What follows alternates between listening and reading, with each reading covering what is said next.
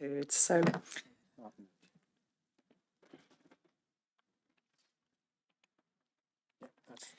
we're ready. Good evening, committee. Apologies for the late start. So I'll just run through the usual housekeeping. Can I remind everyone present that the meeting's being live streamed as well as recorded via the internet, and this recording will be archived for future viewing.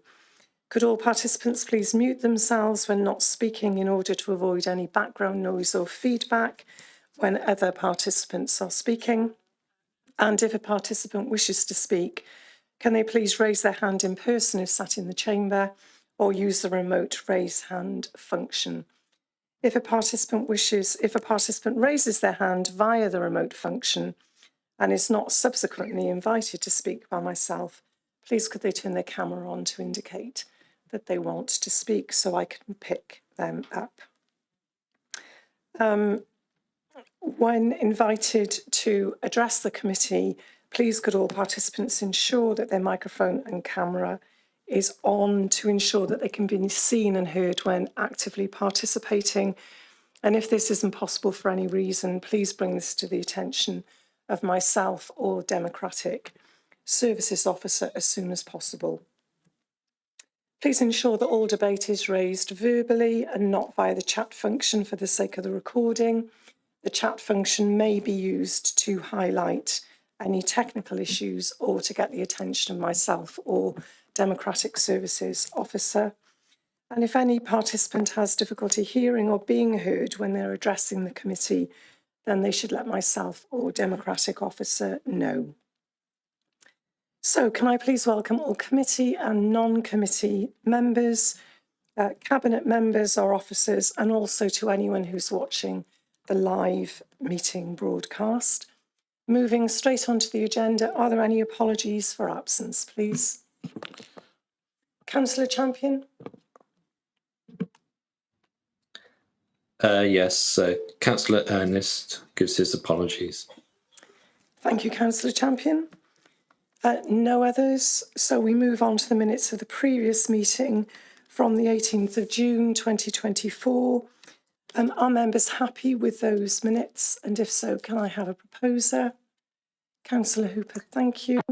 And can I actually just say something? Yes, please do, Councillor. I don't know about the other two people that are under the apologies, but I was actually trying to attend the meeting, and because of a bug, I couldn't, and I'd like that officially noted.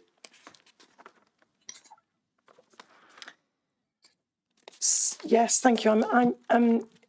Usually it would be helpful if you could let us know as soon as possible after a meeting if you're not able to attend for any reason. But I'll just take the Democratic Officer's advice in relation to that. Thank you. For noting for the chair and obviously for the committee, apologies were received from Councillor Champion and several other members on the night. In terms of obviously the reasons behind that, obviously if members have technical issues or other issues, then that's not necessarily noted in the minutes themselves. But obviously the councillors' apologies were noted in the meeting in the minutes anyway. So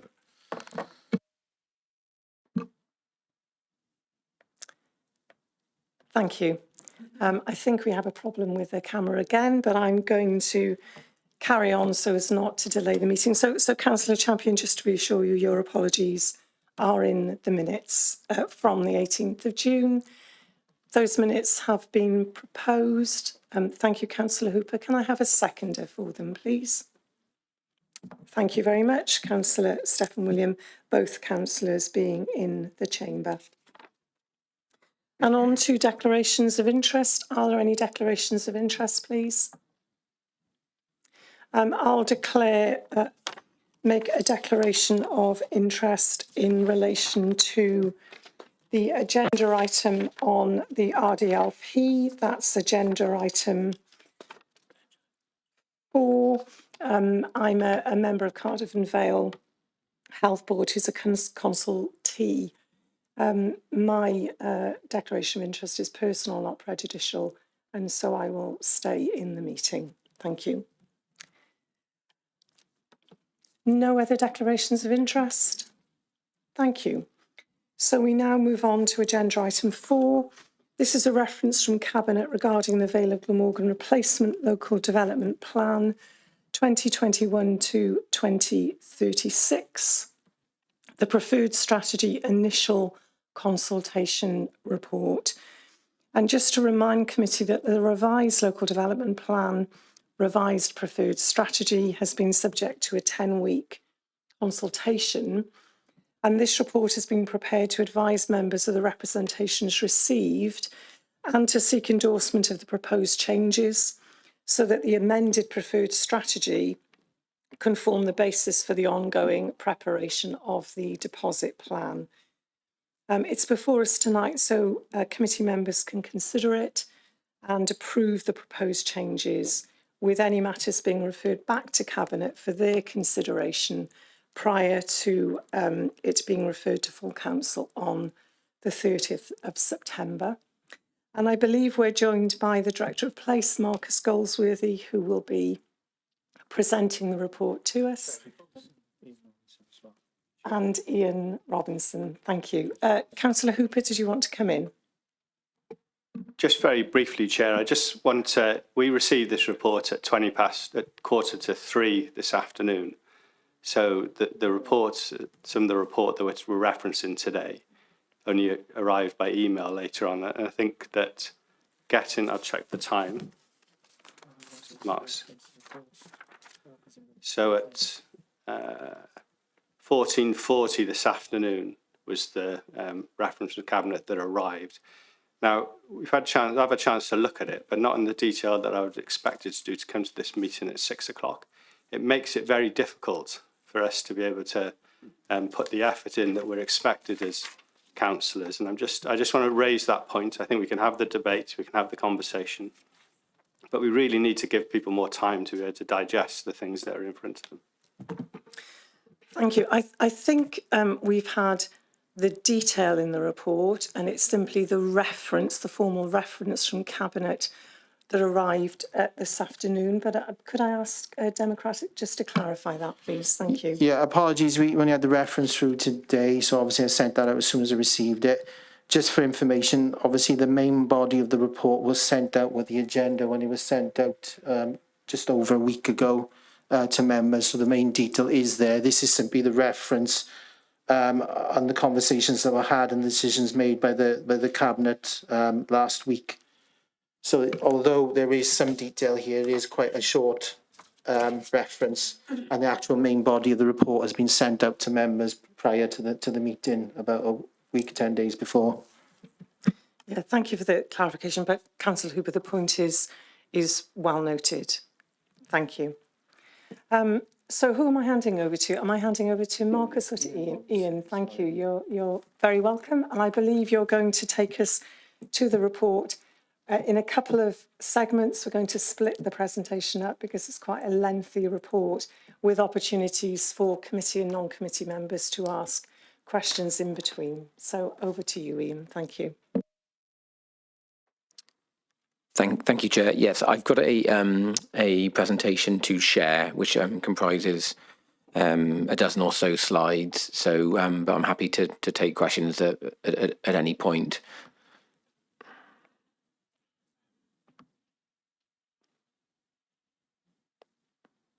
Okay, so as you mentioned just now, Chair, this relates to the consultation responses received following the consultation period that was carried out earlier this year in relation to the preferred strategy. Members may recall that the preferred strategy was considered by Cabinet and this Scrutiny Committee initially towards the end of 2023, and that led to endorsement at full council for moving ahead to wider consultation on the preferred strategy. So today we are here to present to you the main thrust of the responses received. In this slideshow, I'll go through the main points, but the appendix with the Cabinet report goes through all the responses in some detail. So this is just a brief overview again of the RLDP process. Started with us writing a delivery agreement which sets out the timescales and the structure structure of how the plan would be written and consulted upon before hopefully being found sound at the end. We're partway through the process now, and the next stage after this would be moving forward to deposit plan, where there would be more detail provided in terms of sites and policies that govern the proposals that our development management team see every day. Whereas at the moment, what we're looking at is very much the strategy and kind of the main strategic direction, levels of growth, etc. of the plan. So we carried out a 10-week consultation between 6th of December and 14th of February. We're required to consult for 6 weeks, but this was extended to 10 weeks to reflect the fact that it was over the Christmas period. So that involved emails and letters being sent out to those registered on our database, advertisement via Participate Vale, social media campaign, articles by the local democracy reporter in Wales Online, posters and leaflets, a series of online and public consultation events that were held in the communities where the major strategic sites are proposed, and that was to invite members of the public in to have a talk to the team, ask questions and raise any issues they felt were relevant to the strategic sites and any part of the strategy. Subsequently, there were other sessions with the Equalities Consultative Forum, 50+ Forum, elected members and town and community councils. So through the process, we received a total of 857 individuals and organisations who made representations on the strategy and supporting documents. Some representors made comments on multiple parts, so there was just over 3,000 representations in total, but a number of those were multiples from the same individuals. Just over 2,500 related to the preferred strategy, 312 or so on candidate sites, and then less on the integrated sustainability appraisal and other supporting documents. One petition was received, which contained 244 signatures. So the structure of the consultation report is to go through each section of the plan, and it contains the Welsh Government Planning Division representation, which officers see as very key to the strategy and the likelihood of the plan being found sound in eventuality once it goes to examination. It also contains sections on the vision, themes, and strategic objectives. The spatial strategy, which is essentially where we propose to direct growth to, and that was the subject of early consultation sessions before the strategy was written. Housing and employment growth, so the level of growth, what is the right level of housing and employment land principally to hopefully align with national policy, which sees the Vale being part of a national growth area in future Wales. And we also identified a number of key sites. Now, this is something which wasn't done to the same degree in the context of our existing local development plan.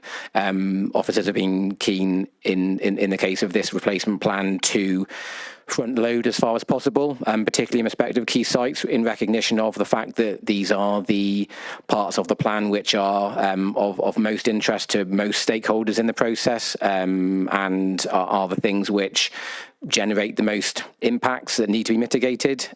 So whilst you may see some strategies in local authorities not going into this level of detail with strategic sites, we felt that was the appropriate thing to do, rather than seeking agreement on a strategy and then only consulting on kind of key sites at the deposit stage. And then the report also refers to the kind of other strategic policies that we would propose to govern all developments, so not just those specifically relating to the key housing sites. So just briefly of note in relation to the Welsh Government representation. So Welsh Government raised no objection in respect to conformity with Future Wales. So you'll hear officers talk quite often about the concept of conformity with Future Wales in order for a plan to move through the various stages and hopefully towards adoption at the end, there has to be conformity with national policy. And as I mentioned just now, the Vale, along with Cardiff and Newport and some of the Valleys authorities, are in a national growth area.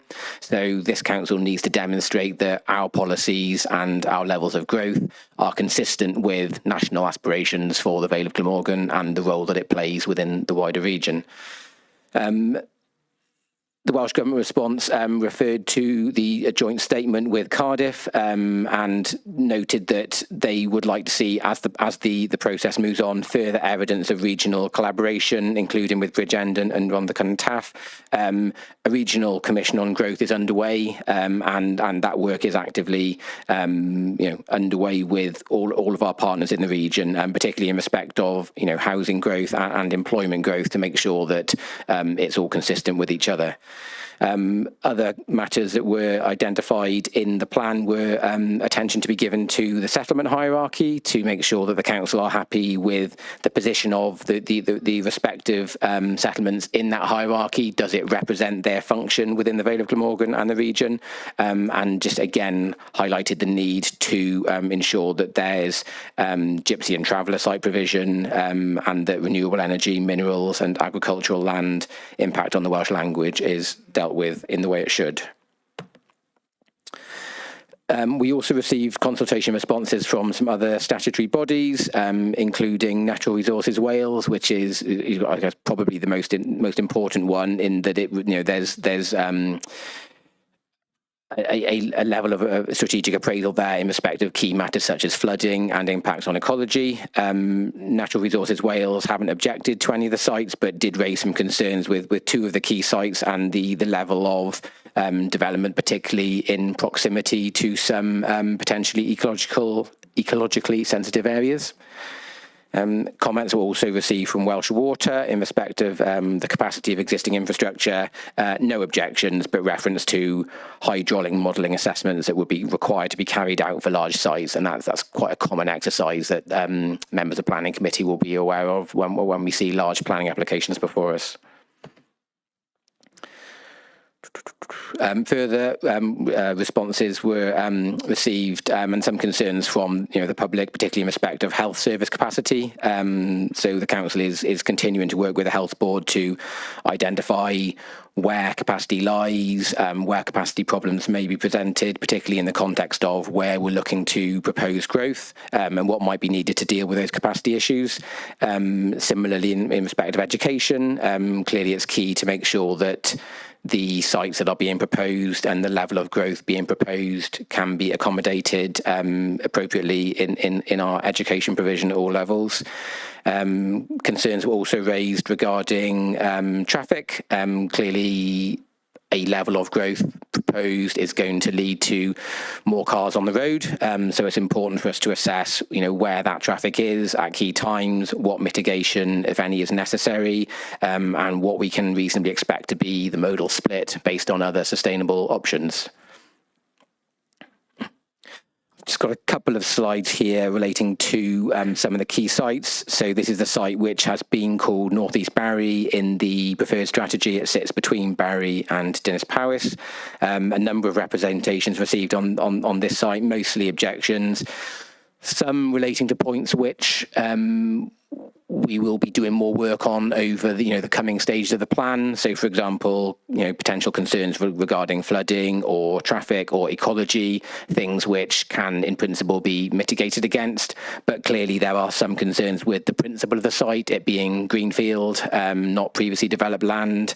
So, that kind of concern is not likely to be fundamentally dealt with through kind of master planning and placemaking for these sites, but that issue really comes back to balancing the level of growth which officers propose is needed to be consistent with Future Wales and to deal with key issues such as affordable housing, and in recognition of the fact that there is a very finite amount of previously developed land there. So those concerns have been taken into account, but members will note from the consultation report that changes are not proposed in respect of deleting greenfield sites. Rather, there's a justification provided as to why we see this level of growth and the nature of the sites as being the correct balance in the context of national policy. Similarly, in St Athan, the consultation exercise received a number of concerns relating to things like public transport and deliverability of a train station. So members may be aware that there was a very positive announcement a few months ago regarding funding for feasibility work for a new station in St Athan. And clearly that is a relatively long and complex process, which is running alongside this LDP process. Concern also raised with regard to a perceived lack of facilities, within the village. I think the officers are of the view that the level of growth proposed for St Athan is a really exciting opportunity to develop the kind of the region around St Athan, both in terms of the employment land, the deliverability of a train station, which fundamentally will need a level of housing growth to kind of justify the business case, but also the scope for additional infrastructure to serve the residents, such as retail facilities, community facilities, and other mixed uses, which wouldn't come along without a level of housing growth to support it. There's also scope to consider whether these sites can play a role in meeting strategic education need across the Middle and Western Vale. North of Dinas Powys, similarly, and quite a few representations received, a number of objections, listing the kind of key concerns that I've already referred to in terms of health, traffic, school capacity, public transport capacity. I've just got a note here about the potential to improve flood risk as part of appropriate SUDS solutions. So, understandably, when new housing is proposed on greenfield sites, there is inevitably concern about flooding and runoff. But I think the key point to make here is that developing a site for housing doesn't automatically mean elevated flood risk. There are very sophisticated techniques which we see, all the time on planning applications and developments that we're seeing at the moment, in respect of how you deal with hydraulic flows and the ability to hold back flows and moderate runoff actually at an improved rate compared to current greenfield rates. And finally, of the strategic sites, we have Reader's Way in Roos. There wasn't quite so many representations received here, but still not an inconsequential amount. Nearly 100, again, mostly objections, raising the same kinds of key concerns. So I've just got a slide here to touch upon what the structure of the deposit replacement plan would look like if the preferred strategy is agreed today and at full council. So the deposit plan would be structured with... Sorry, Chair. Forgive me for interrupting you. Is that the end of the information that you're providing to us in terms of feedback on the consultation? Yes, it was. Yeah, can I, forgive me for interrupting you, I'm conscious there's a lot of information and I can see I've already got some hands up. So what I'm going to suggest is that we pause there, if that's all right, Ian, take questions on that first part of the presentation, and then I'll ask you to come back and talk about the next steps, which is the structure of the deposit RLDP. Marcus, I can see you have your hand up. Yes, please do add any comments. Thank you, Chair. It was only to point out that halfway through Ian's presentation, I lost sound, and then it was very garbled for about a minute after that. I don't know if anyone else had that issue. When Ian moved on to the preferred sites, it settled down again, but we couldn't really understand it from I think about slide 10 onwards. Thank you, Marcus. Can I ask one of the councillors that's online, perhaps Councillor Inucci Williams, who's a member of the committee. Did you have the same issue, Councillor? Just trying to understand whether it's a local issue for Marcus. No, sorry, mine was fine. Great. Thank you very much, Councillor, for confirming. Marcus, unless anybody else says they have a problem, we're going to hope that it's just you, and you're very familiar with the report. So hopefully that won't cause too many problems.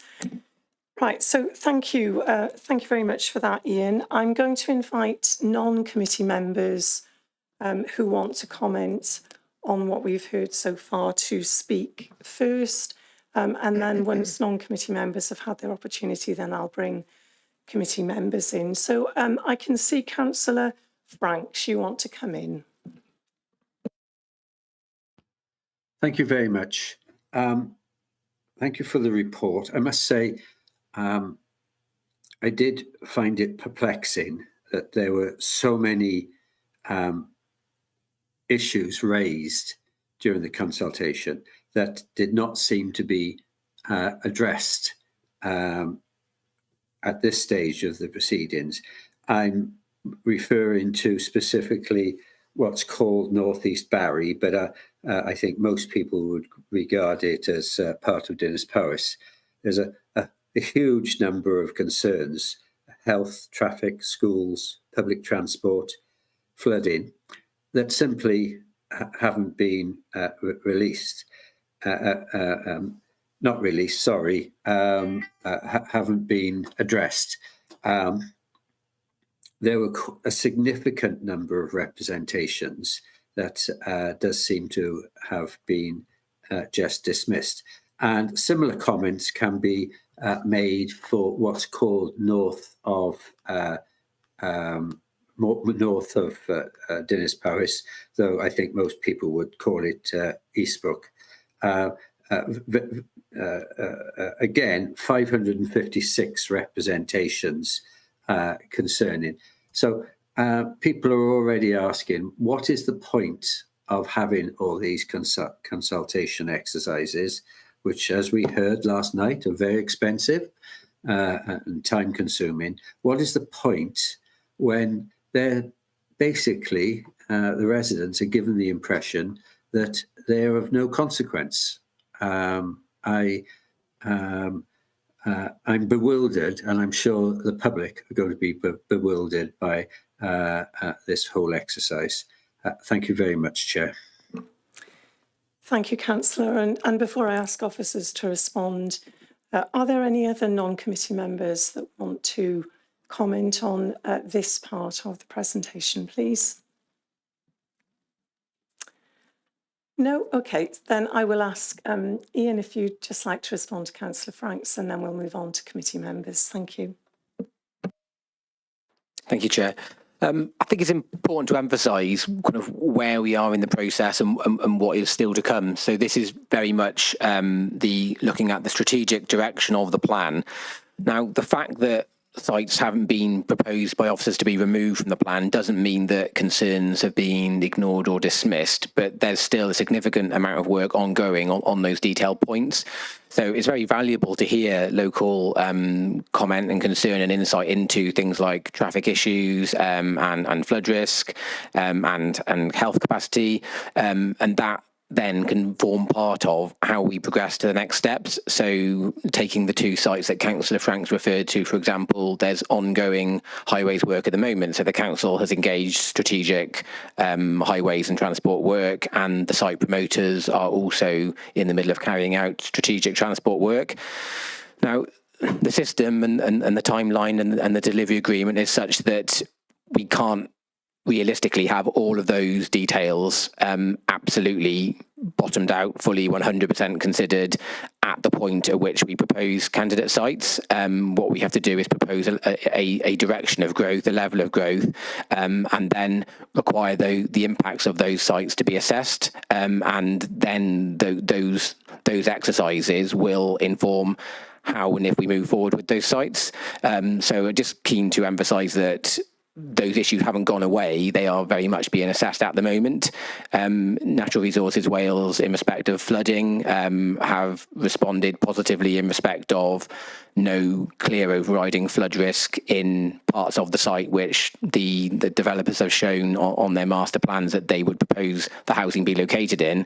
But that doesn't mean that no attention is given to flood risk and surface water management. That is something which will need to be built upon through the deposit plan process.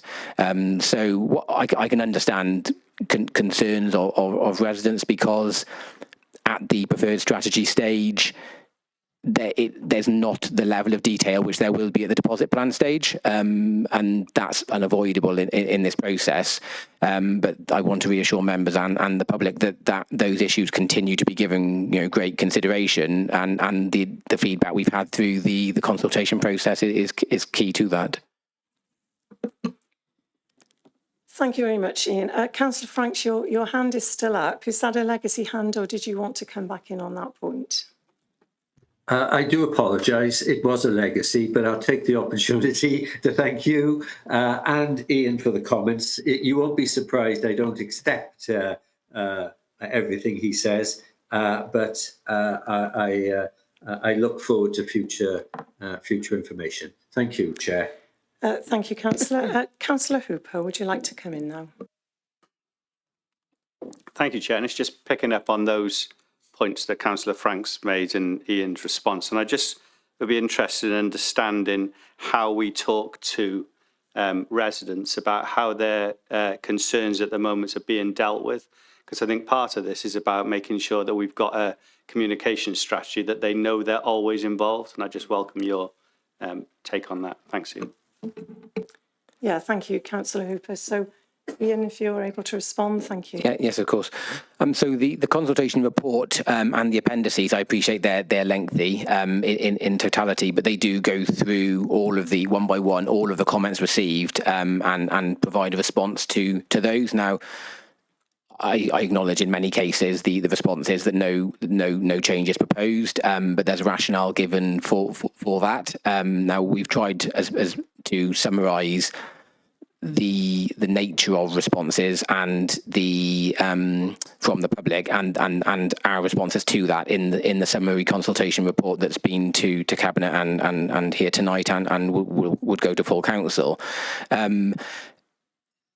I would say that's really the key way that we have sought to demonstrate that those comments have been taken into account and considered is providing that I can't remember the exact appendix number it is, but the appendices with the report do go through in some detail why the response to each of those comments is as it is, and in principle it is that some of those concerns relate to points which are continuing to receive ongoing attention, as I referred to Councillor Franks just now. In instances where they relate to matters of principle about the level of growth, I think the consultation report has demonstrated or given the officer's perspective on why we still see that as being an appropriate level of growth. Planning is always about a balance, whether it's the smaller scale development or whether it's a local development plan. When we're trying to balance things like affordable housing need and employment need, that's inevitably always going to be balanced against some other things like traffic and greenfield land. And we've sought in the consultation report to sort of substantiate why we think the balance sits where it does.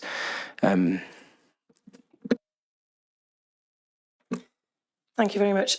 Councillor Driscoll, I'm not sure if you're aware, you've pressed one of your buttons, and although we can't see you, yeah, thank you very much, whatever it was, you switched it off. Before I bring in the next committee member, I can see that we're joined by the Cabinet member, Councillor Rubus Sivignanum. Councillor, did you want to come in at this point and respond to the specific issue that's been raised?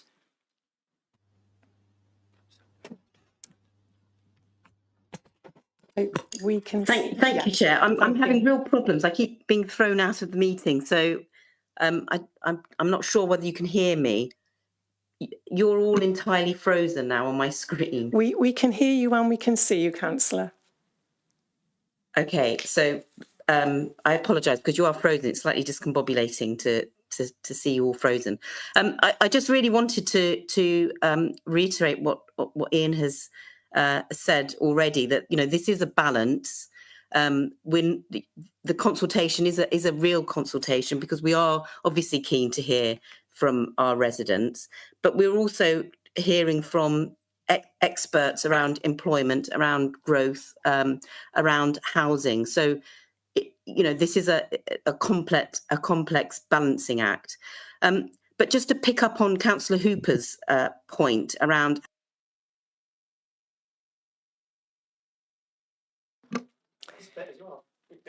I'm afraid we have lost Councillor Sivignon, who's clearly having some connection difficulties just as she was about to address your point, Councillor Hooper. So I'm going to move on to the next. I will take that on board. Councillor Sivignon, and we actually lost you for about the last 10 seconds. You just started to say in response to Councillor Hooper's comment. So if you wouldn't mind just repeating what you were going to say, that would be really helpful. Thank you. Yes, not at all. So in response to Councillor Hooper's point about how we communicate this part of the process to the residents of the Vale, I think he makes a good point, and that is something I'm very happy to take back to the communications team, that we can communicate exactly that in terms of where we are in the process and how we are going to feed back to residents from this consultation. I hope you got that. We did. Thank you very much, Councillor. That's really helpful. Councillor Charles Champion, would you like to come in on this point? Hi, yeah. Interesting to see that the response from the Welsh Government was that you should be working with other councils. And when the Landau, there was a candidate site for Landau, which could have been a new community, it was discounted because the Welsh Government say you need to work with other councils. So, and now the Welsh Government say you haven't been, so what's going on? Ian, I'm not sure if you're able to comment on Welsh Government's thinking, but if there's anything that you can add in terms of the expectation around working with other local authorities, that would be helpful. Thank you. Thanks, Chair. Yeah, Welsh Government's view is that new settlements are of a scale which should be considered in strategic development plans, which are by their nature more sort of cross-boundary and more regional in nature than local development plans. So that's why we're precluded from allocating new settlements. Welsh Government's point in respect of the cross-boundary working that we should demonstrate now is not that we should have done something different to what we're doing. It's just that through this stage of the process and on to deposit, we should be continuing to work with Cardiff and our neighbours to demonstrate by the time we get to examination in public that the plans all kind of sit happily next to each other. Now, that's not an entirely straightforward process for a number of reasons, not least because different councils are at different stages of progression with their local development plans. So Bridgend have just had theirs adopted.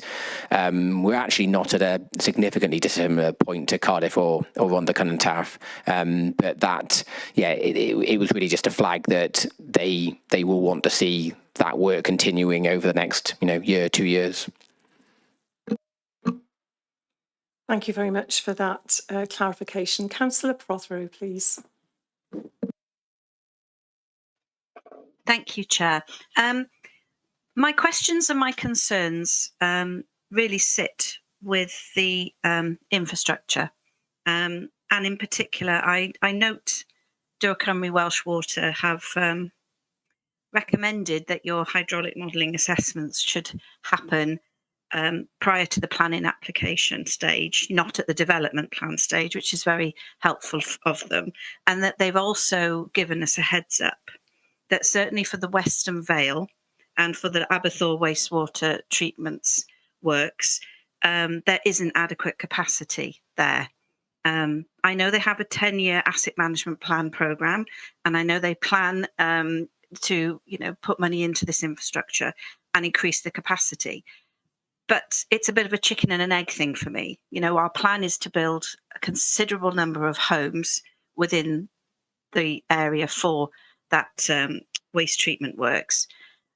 And we need to know that we're not going to be doing this before Welsh Water have increased the capacity there. So it's how we go about making sure that happens, and how can we influence the timing of when Welsh Water do what they need to do to ensure that any of our new homes aren't going to be ending up swimming in domestic foul waters.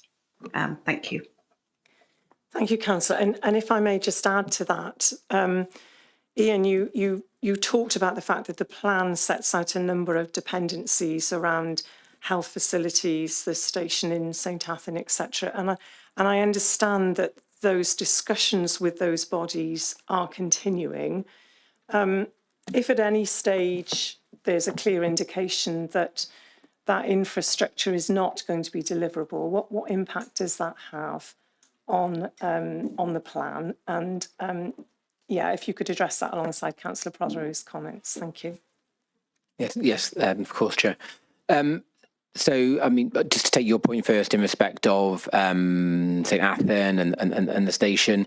So, if the landscape that we're working within changes fundamentally at any point, then it's only right that we consider all options. So, does that mean that the strategy and the location of development is then flawed?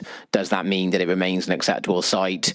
What do we need to do in terms of reappraising the strategy? Now, our view in respect of development in the Middle Vale, and particularly around St Athan, is that there's multiple strands to the rationale for development in that area. It's not just about a train station, but as I touched on earlier, it's the opportunity to align new housing with exciting employment opportunities, both at Aberthaw and the existing enterprise zone.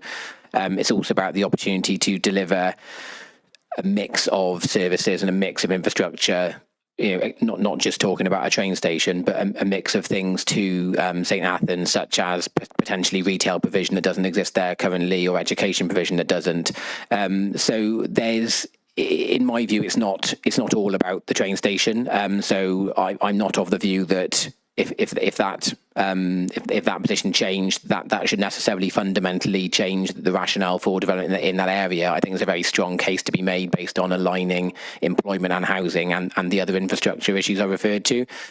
Now, the delivering infrastructure, the train station as an example, and delivering housing and housing allocations, there's a lot of moving parts and they're long and complex processes, and we need to try and align those processes as best we can. Now, at this point in time, there's every reason to be really optimistic about the potential for that area and the potential for that infrastructure. And I think our view and Welsh Government have expressed as their view is that this is the correct approach. And it's a positive approach towards growth, and it's a positive approach towards recognising the potential of this part of the Vale. I appreciate, just turning to Councillor Prothero's points, that it's not just about St Athan, it's about all parts of the Vale and infrastructure in all of those areas. And development will deliver as much infrastructure as it can. Our rationale has been that larger strategic sites is more likely to deliver a more comprehensive and robust level of infrastructure than spreading that growth around. And that's, we think, a very strong argument in favour of larger sites. Yes, a lot of work is ongoing, particularly with the health board, and the health board is a tricky one, because it's unlike things like education provision. It's not something which is in the gift of the local authority. The most effective way we can contribute to that is usually through allocating land within the strategic sites for new healthcare provisions to be made, and looking in the context of all potential Section 106 contributions, what is the most important form of infrastructure that the development can deliver. Inevitably, there are impacts from development and there are impacts from growth. So I couldn't sit here today and say that nobody driving on the roads in the Vale of Glamorgan will notice the slightest increase in traffic, or nobody will have any impact in terms of how long they queue at a till in a supermarket, or access to appointments at doctors. To go back to what I said earlier, it's very much a balance, and we need to try and strike the right balance of growth that contributes positively in all the ways we need it to, in terms of things like affordable housing provision, whilst minimising those infrastructure impacts as well as we possibly can, and making sure that we're being as tough on developers as we can to make sure that those developments deliver the maximum infrastructure they can. Thank you very much. Councillor Iannucci-Williams, please. Thank you, Chair. I was just wondering, really, I appreciate what Ian said, but in terms of, for places like the St Athan development, obviously if a train station doesn't materialise and we've already built the houses, that isn't something that would be within our power to resolve. So obviously that isn't also something that the developers themselves would be able to resolve.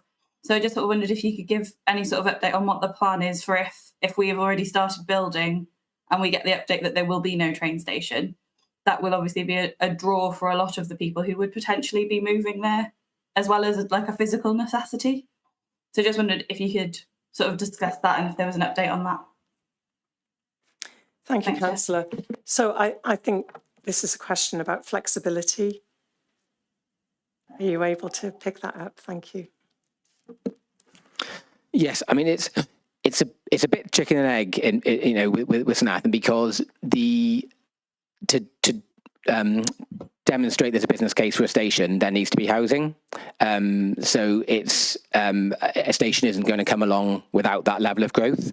Now, as I touched on earlier, in my view, it's not all about the train station, such that if a train station didn't happen, that suddenly means that allocated houses there were not acceptable.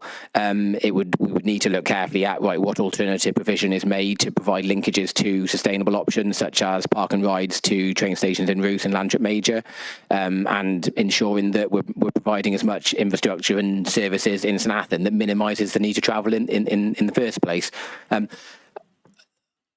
There can be, at the point at which the plan will be adopted, I couldn't stand here today and say it is cast iron certainty that a train station will be delivered by that point. But the best we can do at this stage is to make sure that there's as much positive momentum towards that, and the direction of travel is heading in that direction. And I recognise that residents of St Athan, members of St Athan, and all members will want to see, as we go through this plan process, that there continues to be that positive direction of travel. And that's what we are pushing for. We are, as officers, we are in touch with DFT to ensure that this is progressing. So I'm not sure if Councillor Iannucci is looking for absolute guarantees about how that process runs from here, because I'm afraid I can't give that. But all I can say is that there's support from Welsh Government towards this approach, given the recent announcement. We believe it's the right approach. I think that the alternative would be to say, well, if you can't guarantee it, you take a very negative approach towards growth and towards development of the region. And that doesn't reflect our position in the growth area. And I think that doesn't reflect what we aspire to for St Athan within the Vale.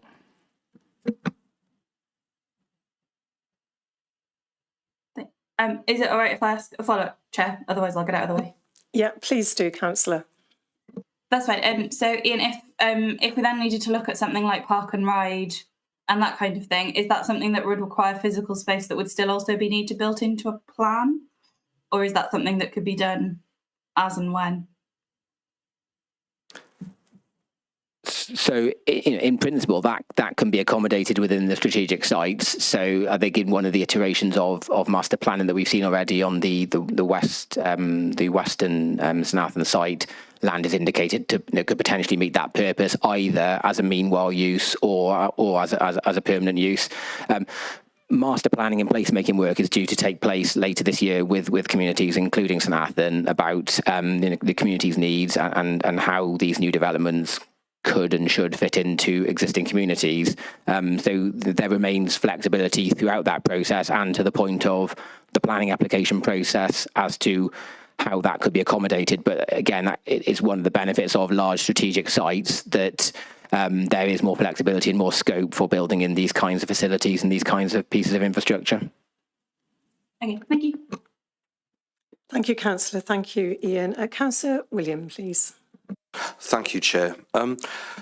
Wow, this is just an enormous piece of work, and obviously in its early days it's going to take a very long time before it finally gets to the stage of adoption. And although it's a given, I would like to say thank you for the incredible and the enormous amount of work that you're doing. One of the things I do like is the language you've used has been holistic. Everything is being considered, and that's why actually it's going to take so long, because of impacts of one thing on another.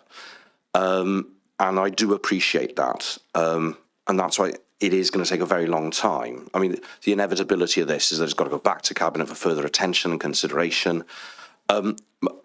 My only two questions as to what I've seen so far were really following on from Councillor Yanucci Williams's comments about St Athan, were really just a minor thing about the timetable of the feasibility study and whether you knew anything about that. And also, there is a term now in use, master planning. We saw in the presentation you were referring to master planning when it came to Dinas Powys and what Chris Franks would call euphemistically called North East Barry. But could you sort of clarify to the layman what you exactly mean by master planning? Thank you. Thank you, Councillor. Ian, are you able to pick up those points? Thank you. So just firstly, in terms of the timetable, that's something which we're going to be continuing to push to try and get more clarity on. I mean, obviously, there's been a lot happening recently, politically, particularly in the Vale of Glamorgan. So, there's a lot of work going on, I'm sure, in respect of a lot of issues. So it's something which we're keen to ensure has momentum to it. So yeah, it's something that I'm actively pressing on, and I'm happy to share that once we know more about it. In terms of master planning, I mean, anyone familiar with the existing LDP and the UDP before that will see that sites identified in the plan have historically generally been identified, just as a delineation of a perimeter boundary. Some sites in the LDP currently have got requirements in respect of things like a hectare open space or a school. So there's been a level of clarity about not just the housing, but what else needs to go there. The purpose of master planning is to try and go a bit more into detail and a bit more under the skin of what the appropriate development of that site should look like, which gives kind of a level of certainty to a subsequent developer and also a level of certainty to the community as to what kind of place this will look like. Now, that might be the point of access, it might be the location of a village centre within a site, it might be where the housing blocks are going to be, where the open space is going to be. So I guess it's good practice in terms of not storing up arguments about issues of principle when the planning application comes in, but it also, I think, probably helps the community kind of receive the development and helps the community understand what's proposed and what the implications of that might be. And I don't just mean the houses that kind of potentially border the site, but everybody in St Athan or Dinas Powys or Barry or Roos, what it means for their village or their town and how that means their village or town might be changing, and hopefully gives people comfort and confidence in it not just being a traditional residential bolt-on to a settlement, but actually something which is going to contribute positively to the existing place. Thank you, Ian. Councillor Driscoll, please.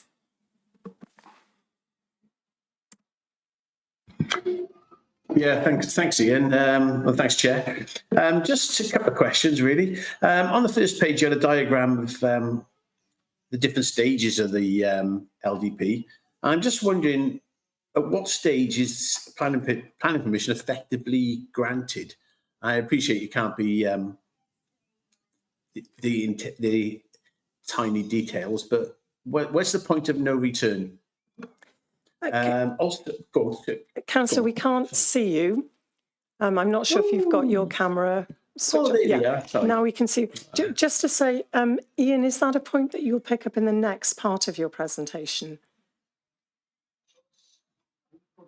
Yeah, that's fine. Councillor Driscoll, was there anything else that you wanted to ask Ian? Yeah, just a little point of clarification. Ian, you mentioned that the two sites in Dinas Powys weren't at risk of flooding. I'm sure everyone locally will accept that, but it's not the sites that are going to flood, it's the areas below these sites. And as you're aware of living in Dinas Powys, that we've had a lot of experience of flooding recently. I just wonder how you can mitigate that. Thanks, Chair. Thank you, Councillor. Ian? Thanks, Chair. So adoption of a plan doesn't in itself represent a site having planning permission, but it's a fairly huge material consideration in the context of a subsequent planning application, it's a bit like pre-outline consent, if you like. Now, members of a planning committee aren't they're not bound to approve a subsequent planning application, particularly if there are some detail matters.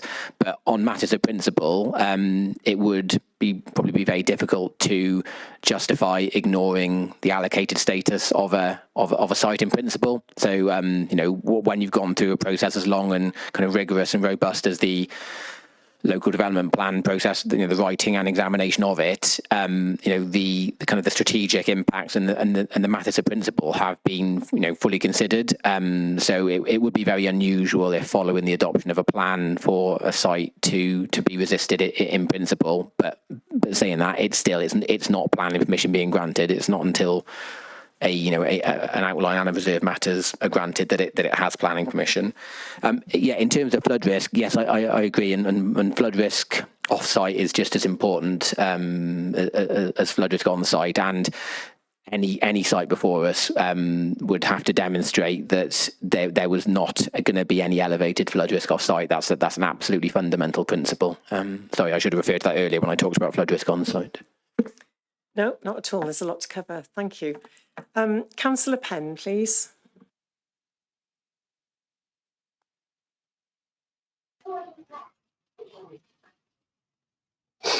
Thank you, Chair. Can you hear me okay? Yes, we can, Councillor. Brilliant. Thank you, Ian. I think in the responses, alleviating a lot of the concerns raised will be to demonstrate that we're not just actually going to build houses, we're going to build communities, and that the communities have, as you said, there'll be sites hopefully for health, education, improvements, play, retail, all those things. So actually, we're not just plonking a bunch of houses in a site. Actually, we'll build a proper sustainable community. Research has shown that the places people live have a direct outlook on their life chances, on their outlook on life, and that what we build is really important, as well as where we build. There's too many bland, homogenistic, uniform estates are built, and they're very uninspiring. And I would like us to really get creative and have a little bit of imagination and a bit of forethought to what we build. There's a development called East Wychell for me, which is a perfect example of great planning. It's got a mix of housing, it's got retail, it's got education, it's got everything in it, and they built an actual community, not just a housing estate. Thanks. Thank you, Councillor. Before I ask Ian to respond to that, I'm conscious that Councillor Norman, you've had your hand up for some time, so I'm going to bring you in at this point, and then Ian, we'll pick up both those points. So, Councillor Norman, please. Thank you, Chair. Thank you, Ian, for that presentation. As the previous councillor said, a lot of work's gone into it. But as for building communities, which is fantastic, and we really appreciate that, but how do you actually guarantee or make sure that the property developer delivers what they propose in the beginning? We've seen this now time and time again. Darren Farm in Cowbridge, when they developed that, supposed to be retail, education, goodness knows what going there, nothing would come. Same when they developed Bruce Point. There's supposed to be a shopping centre there, there's supposed to be a pub there, and other developments. None of these have come about. The developers get in, throw the houses up, and that's it. And so how can you guarantee that they're going to actually fulfil this and not just build a bland housing estate without any of the infrastructure that they promised? Thank you. Thank you, Councillor. I think those 2 points sit really well together, actually, that concept of a vision of community where people want to live as opposed to just housing. So, Ian, are you able to pick that up? Thank you. Yeah, I would just wholeheartedly agree with everything that Councillor Penn said, and I think that some of the things I touched on earlier about master planning probably assist with that, about making sure that we're planning for that kind of space as early on in the process as possible. But yeah, I would wholeheartedly agree. I'm not aware of the specifics of the cases that Councillor Norman refers to in respect of Lantwit and Roos and Cowbridge. But I think what we need to do is make sure that at the point of allocating sites that we've set the bar as high as we can in terms of saying that this site is allocated for X, Y, and Z, and spelling out the infrastructure and the mix of uses that it's been allocated for. And then when planning applications come in, or if planning applications come in which don't accord with that, then that's good grounds to resist things because they're not according with the purpose of what you're allocated it for. And then, following on from that, when a planning approval is in place and comprises that mix of uses and mix of infrastructure, that there's really robust and tight legal agreements in place that have got the right triggers to make sure they're delivered in the right order. I know that there's been a lot of lessons learned, or will have been lessons learned from Barry Waterfront, and we've had problems with developers there. There's no escaping that. Barry Waterfront was a slightly unusual and unfortunate case where the viability on the site was a lot lower than what would have been envisaged to be the case when the developers took the site on, and then that puts everyone in a very difficult position, because if you refuse the development for the absence of certain things that you might have hoped to have got initially, then you don't get anything. So you don't get, whereas for example, the affordable housing provision there is lower than we look for on policy compliant sites, but 15% of something is more than 30% of nothing, if you like.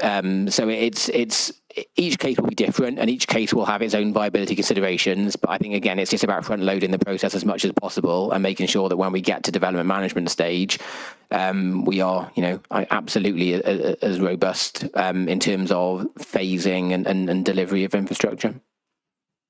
Thank you. Thank you very much, Ian. I'm conscious of time in that we're only actually partway through the presentation on this report. So I'm going to take final comments from Councillor Prothero, Councillor Hooper, and then I can see that Marcus also wants to comment. So we'll take Councillor Prothero first, please, then Councillor Hooper. Thank you, Chair. It's going back to my question because I think in the generalisation it kind of wasn't really answered. Sorry, Ian. So my concern with the Aberthorpe wastewater treatment works not having enough capacity at the moment, as described by Welsh Water, would we not permit planning for a large development until that capacity has been increased? That was really that was the timelines part of my question. If at the moment it's being described as limited capacity, would we wait beforehand? Thank you. Thank you, Councillor. Councillor Hooper. Thank you, Chair. And it was just a point of how we manage this process as well. And I just feel that when we talk about infrastructure, we talk about the infrastructure associated with the new development, but we don't talk about infrastructure mitigation sufficiently with existing developments. So one of the things to stop there being so much traffic problems, maybe nothing to do with the new development and everything to do with the existing settlements and how we take those existing settlements off the road and into other places. And I think that's the same for other infrastructure requirements as well. So I just wanted to see whether that needs to be in this place. I didn't see it in the report in sufficient detail, and I wonder whether it's a missed opportunity and something we can pick up later on. Thank you, Chair. Thank you. And again, linked points, I would say. And just to remind committee that I think in September, as part of the forward work plan, we will have a report that's looking at place planning in more detail. And I think there'll be an opportunity to pick up some of these points in more detail at that stage. But Ian, if you could respond to those, and then we'll bring Marcus in, and then we'll come back to the final part of the presentation. Thank you.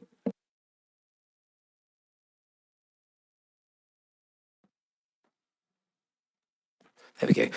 Yeah, sorry, Councillor Prothero, fair point. That was a very specific point which I didn't cover earlier. Yes, that is the case that permission wouldn't be granted without a control to make sure that any infrastructure improvements necessary for drainage and wastewater were done usually prior to a spade going in the ground. So there's a type of condition that sometimes goes on planning permissions that says that you can't do any kind of work whatsoever until you have carried out the infrastructure improvements that are shown to be needed by a modelling exercise. Now, all the site promoters now will be doing work behind the scenes on what that is going to involve. There's no way that someone's going to be putting the effort into promoting a site and will only think about this issue later on down the line. So they will be fully aware of what the impacts of their developments are going to be, and will have an idea already, I would suggest, of what the nature and cost of infrastructure improvements will be. But in terms of timeline, yes, they absolutely would have to come first. And in respect of Councillor Hooper's point, forgive me if I'm not sure if I'm entirely understanding it. I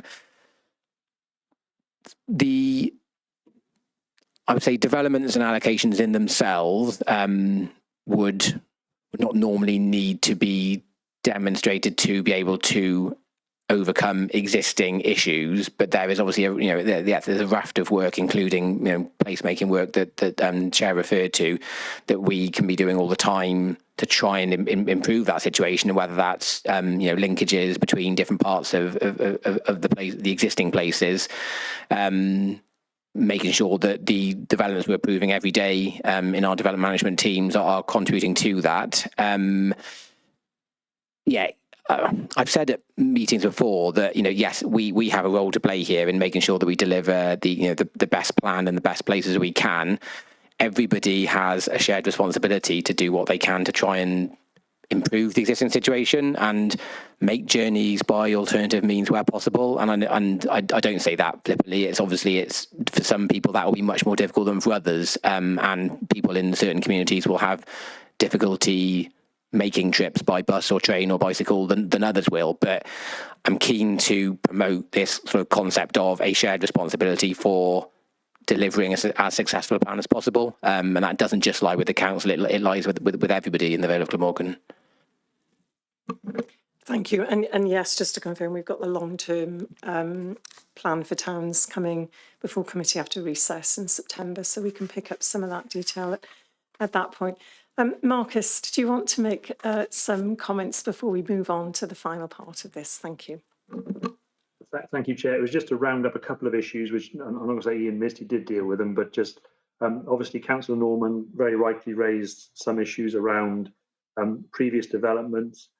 I just wanted to flag up, for example, with regard to the Roost development, that dates back actually to the mid-1990s when that was actually granted planning permission, and that did not have a particularly robust set of agreements attached to it to deliver some of the things that were promised.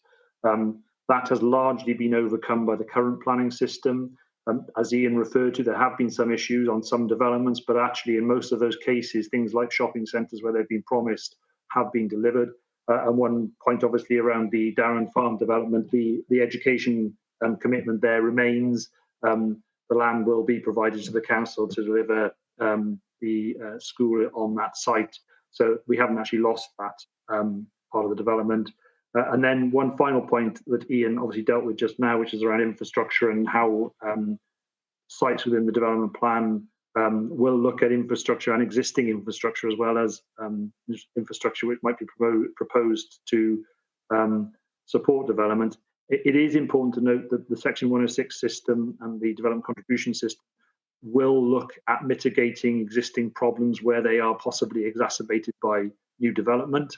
And when we do that, we would look at things like active travel plans and the other regional transport plan, and looking to contribute to important pieces of infrastructure which will overcome, if you like, what are existing problems, but possibly problems which might be made worse by new development. So just to point out that the plan itself, the LDP and the replacement LDP, works in conjunction with a number of other documents, particularly when it comes to infrastructure, and that includes drainage and other forms of infrastructure.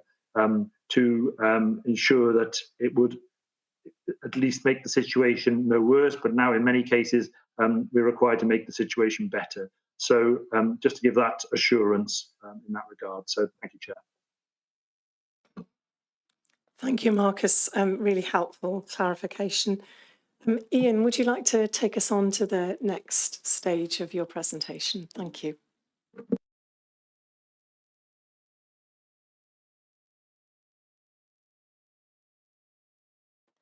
Thanks, Chair. There's not much left. It was just to touch upon what the structure of the deposit plan would look like. So it would set out the main parts of the preferred strategy and the strategic direction. It then goes on to provide kind of more detail on those points. So as I said before, hopefully reference to key sites and strategic sites will be at a level of detail, which is something new for the Vale and gives everybody a clear idea of what the key allocations would look like. The deposit plan would also include smaller site allocations. So as we've talked about in previous sessions, there is scope within our proposed strategy for small-scale, affordable housing-led sites in other settlements. So obviously the bulk of growth is directed to the most sustainable parts of the Vale along that kind of transport corridor, but there will be other settlements in the Vale which have housing need and have affordable housing need. So those smaller allocations will be detailed. Actually, just at this point, I'll just touch on the fact that members may have noted from the consultation report that whilst a lot of objections were received in respect of there being too much growth, actually some of the representations we received said there wasn't enough growth and there should be more growth in rural villages and a more dispersed level of growth through the Vale. So just kind of flag kind of how we are having to try and wrestle with a lot of different kind of competing priorities and competing views on where development should go, but hopefully smaller site allocations in those rural settlements to meet affordable housing need will go some way to dealing with those concerns. The deposit plan would also provide designations such as sinks, sites of interest for nature conservation, special landscape areas, settlement boundaries for all settlements, green wedges, so where there is an additional level of protection needed to sort of control development and preserve openness between settlements and preventing settlements joining. And then there'll be a raft of development management policies, which are the policies that the development management teams use every day when assessing house extensions and single dwellings and changes of use in our town centre.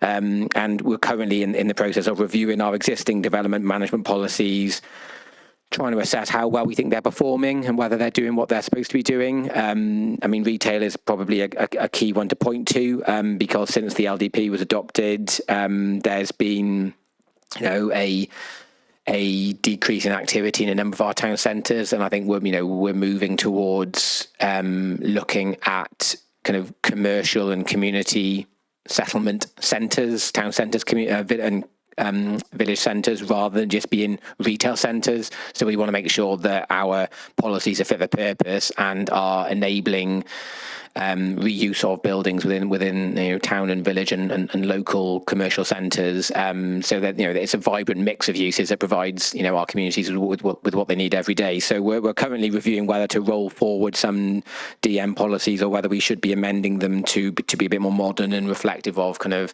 current climate, current needs, particularly post-pandemic and things like that.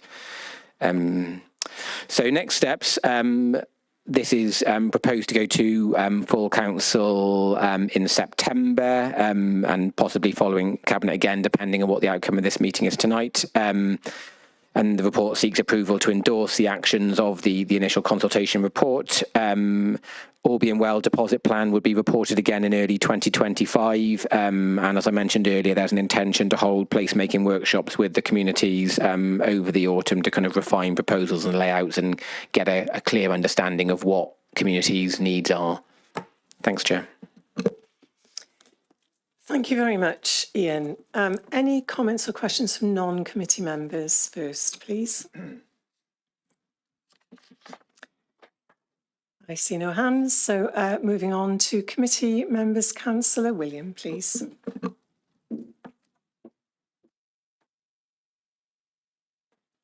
Thank you, Chair. Thank you. Just a short one, really. And I was quite excited to see you mention the sinks and all sorts of other aspects, as it were. And I just want to follow on that theme. I'm going on and on about holistic planning again, but it is exciting for me because what I don't want to see is a repetition of past mistakes. As far as I'm concerned, things like the West Quay, Nels Point, Roos Point, these are failures of planning.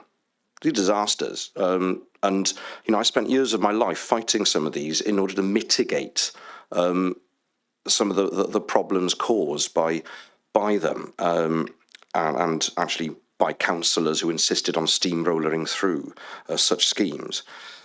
The reason I mention that is because that's why I'm so excited about the broader holistic view of things. One of the things that I wanted to ask was about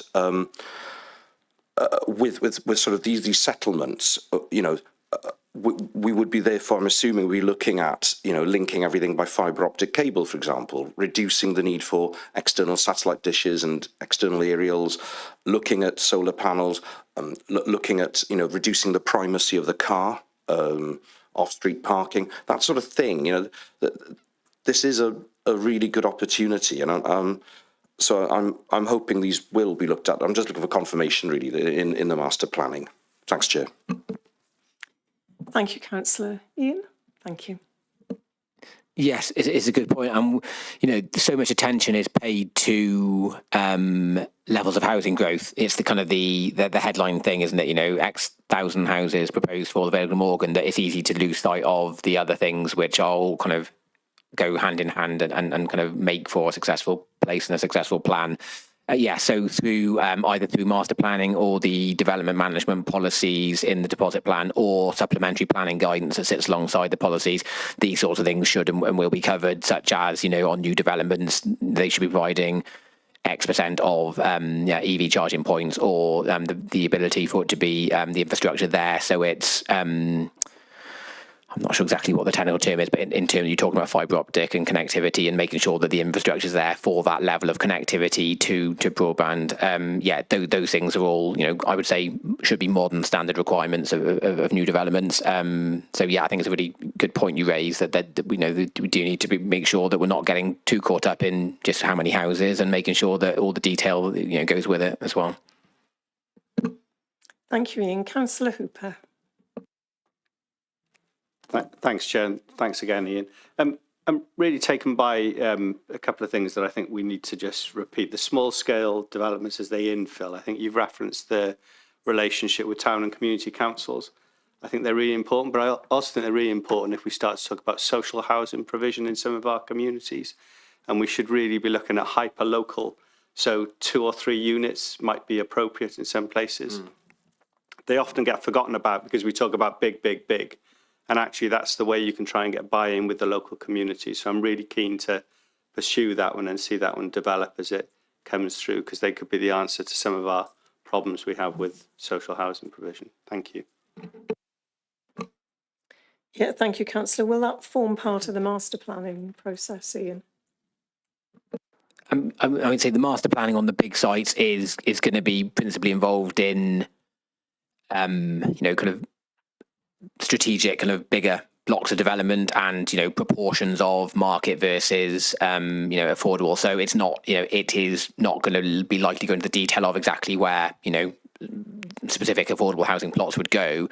I think it's probably, more, talks to, you know, our development management policies and what our policies are on infill development and not sort of strategic level things, and a good point for us to take forward with housing colleagues about where we direct our attention in respect of where we want the council's house building programme to go, and do we want that to be developments of above a certain size because of economies of scale perhaps, or whether actually there can be a bigger appetite for smaller scale opportunities. You know, we work, you know, we can deliver what we can deliver. We obviously work closely with the 4 partner RSLs in the Vale, and they're going to be largely in control of kind of what their business model looks like and what they see as being kind of viable and what their kind of their business plan is. We don't tend to see a great deal of 2 and 3 unit stuff from the RSLs. Again, I think probably for reasons relating to viability, they tend to focus more on larger schemes. Councillor Hooper, did you want to come back in on that? And then I'll bring Councillor Norman in. Thank you. Thank you, Chair. And just to pick up, I think that some of the RSLs, especially with some of our partner RSLs, now have construction. They build their units in factories and bring them in using modern methods of construction, so they can start to narrow it down and look at smaller units. So I'm just going to repeat the plea that these things should be looked at, because they'll also ensure that communities can build together, because often social housing can be dismissed by communities where it should be encouraged by communities. Thank you. Thank you, Councillor. Councillor Norman, please. Thank you, Chair.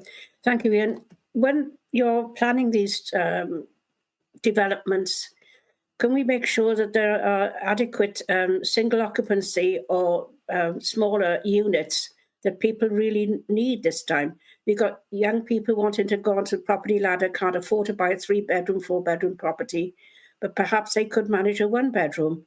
People needing social housing need smaller, very often need smaller properties, but everybody insists on building 2- and 3-bedroom properties. Is there any way that we can guarantee that these smaller properties will be built? Thank you. Thank you, Councillor. Is that part of the plan, Ian? Yeah, so I mean,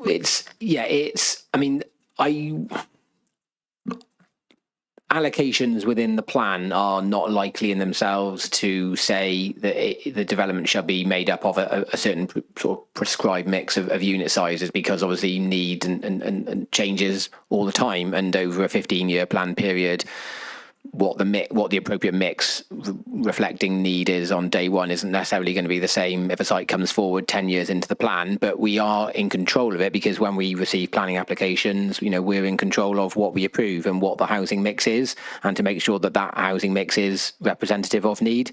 So short answer is yes, I feel we are in control of that, but it's not something that would be likely to be sort of prescriptively set out in in a local development plan policy, on a site-specific basis. It would be more about the development management considerations at the time that the planning application was submitted. Thank you. And Councillor Penn, please.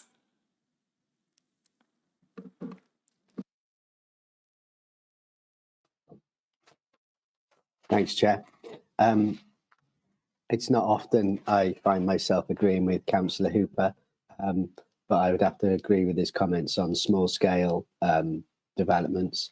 You kind of answered what my point I was going to make was about plots for self-builds as well, whether that was something that could be built in. There are lots of small capacity builders in the Vale, and if, as Councillor Hooper said, we're going to be trying to do maybe a bit more local, it would be quite good to get those in.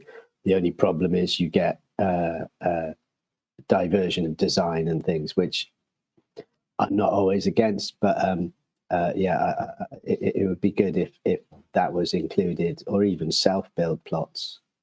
Thanks, Chair. Thank you, Councillor, for that point. And if I may just ask the final question, Ian. So when you referenced the next stage moving towards the deposit plan and engagement with communities, will there be a consultation with elected members? Yes, there will be. So yeah, the kinds of community consultations and specifically member and town and community council consultations will be carried out again, definitely, yes. Thank you very much for confirming. Councillor William, I'm going to give you the very last comment, and then I'm going to move on to the recommendation. Thank you, Mayor. Maybe this is an inopportune moment, because what I was going to do was make a recommendation. May I? Please go ahead. Thank you. Well, as I alluded to earlier, I think, for the sake of future generations, And it's something I did say 25 years ago when considering other schemes. We only get one chance to get it right. This is so enormous. And I've really welcomed tonight's discussions and input from all the members. So I think the sensible thing would be noting the timetable of the 30th of September before it goes to full council. In the meantime, I would like to refer this back for further attention and consideration back to Cabinet. Thank you. Just to be clear, Councillor William, that's the recommendation that's before this committee tonight. So I'll bring us back to the recommendation just to ensure that we're all clear about what committee is being asked to decide. So the report is before us tonight to seek approval for the proposed changes to the preferred strategy as set out in the initial consultation report, and to allow officers to progress with preparation of the deposit RLDP in accordance with the Council's approved delivery agreement, so that will come before full council in September. I'm not clear what comments you're suggesting should go back to Cabinet. I have noted that the Cabinet member has agreed with the suggestion that consideration should be given as to how best to update respondents to the consultation so they understand next steps and how they can engage with them. So that comment will form part of this committee's response. If you're suggesting that the report should go back to Cabinet, to what end, to consider what? Could you just be specific? Thank you. Yeah, thank you. Yes, I think it should go back to Cabinet because of, well, environmental concerns, traffic concerns, transport concerns, health provision, for all these issues. And I don't want it to go back piecemeal. I think the entire report has to go back. We only get one chance to get this right. You've got triple SIs, Argyle Lane. For all these reasons, and everything I've been talking about tonight, the whole issue of looking at things holistically, but with specific reference, if you want specific reference, I would say transport, traffic, environment, flooding, health provision, educational provision. For all those reasons, I'd like the whole report referred back to Cabinet. I'm going to take advice on this because I'm not entirely clear. Are you expecting Cabinet to be addressing all of those issues? Because I think what officers have outlined for us this evening is that this is an iterative process. There is significant work, ongoing work that will be done to address those issues. So forgive me, Councillor, if you could just try to clarify exactly what you're asking Cabinet to do in terms of a recommendation. I agree this is iterative, and it's precisely for that reason I want them to look at this again. That it would fit in with the timetable of the 30th of September. They could do this. Yeah. Okay, thank you. So I think we probably need to move to a vote in terms of the recommendation then that's been proposed by Councillor William that this report should be referred back to Cabinet for their consideration. Should we take the vote on that? Yeah, seconded by Councillor Hooper, thank you. Will we take a vote on that recommendation first? Yeah. So, committee members, we have a proposed recommendation that the report should be referred back to Cabinet. We're going to vote on that first, and then we'll come to the recommendation that's before us in the report. So bear with us, officers are just setting that vote up. Right, so Chair, obviously members will be voting on the recommendation on the points that Councillor William has raised, that they should go back to Cabinet based on those. Obviously, the other option would be, in terms of what's come from Cabinet, would be to simply, if there are no comments, to note the report, and then it will go to full council for consideration. So we'll go, obviously, first to Councillor Williams' proposal, and for members to vote on that. Is that set up, please? Right, we're just going to put in terms of vote, should the committee refer the report back to Cabinet. And we'll just put it that, but on the understanding that's based on the comments that Councillor William has made for committee members to consider, and if they're happy with that. And we'll just go on that. So once ready, you should get an indication to vote, committee. Yeah. Right, that has started now, so hopefully you should get an option come up on your... I don't. Right, has everyone in the room, you've not had anything come up on the vote?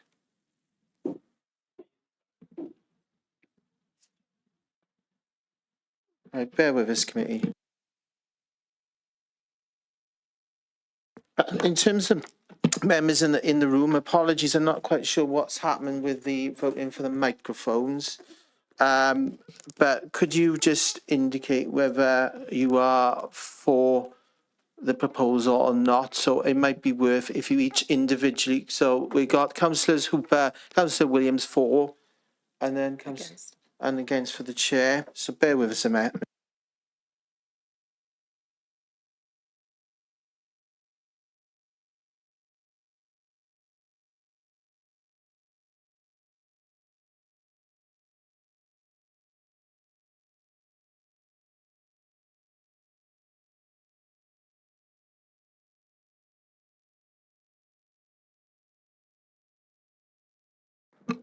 Yes, could you tell us the results of the vote, please? Yeah, apologies, committee. Obviously, thanks for everyone who was able to vote, and apologies to members that couldn't vote in the meeting. What we've got currently tallied is 4 members for the proposals.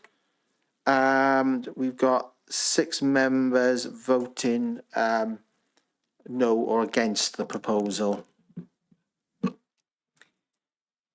Thank you. So that recommendation is not carried, and we come back to the original recommendation in the report, which is to seek approval for the proposed changes to the preferred strategy as set out in the initial consultation report, and to allow officers to progress with preparation of the deposit RLDP in accordance with the Council's approved delivery agreement.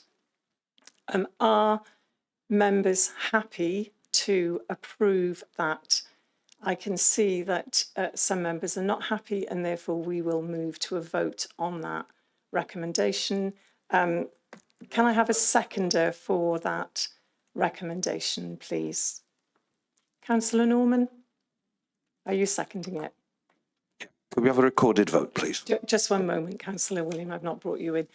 Councillor Norman, are you seconding that recommendation? We can't see. I'm seconding the recommendation. Thank you very much, Councillor Norman. And we've had a request for a recorded vote. Are we in a position where we're able to do that this evening? Bear with us, committee.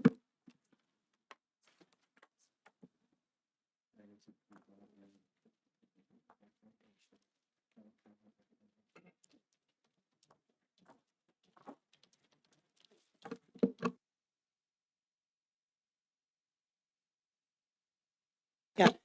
Just to clarify, committee, in terms of the request for a recorded vote, that has to be supported by...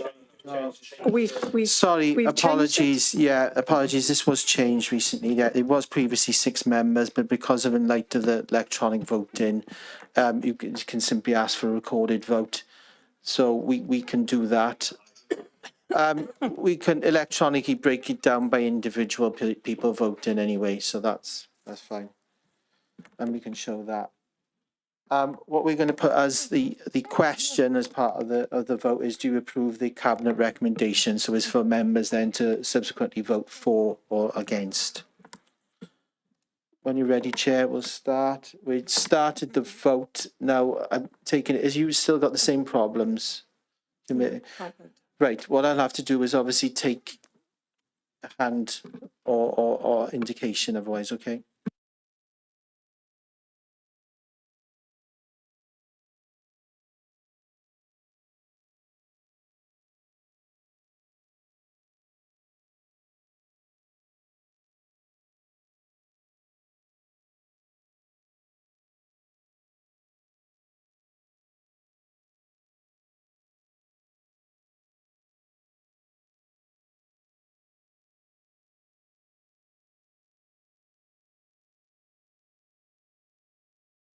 Just want to check.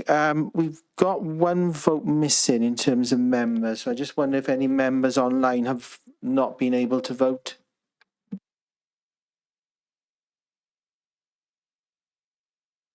I think it was me, Mark. I'm going to vote now. Right, thanks. Is it still open? Yeah, it's still open, councillor, so if you can vote, please. Okay, just voted. That's come through. Thank you very much.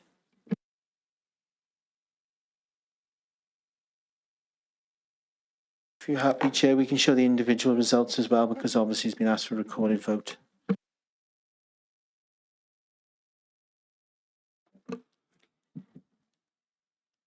Thank you for bearing with this committee. We're just going to show the outcome of the recorded vote. Right. In terms of members in the chamber, if you could obviously indicate what your vote would have been. I voted yes in favour of the recommendation.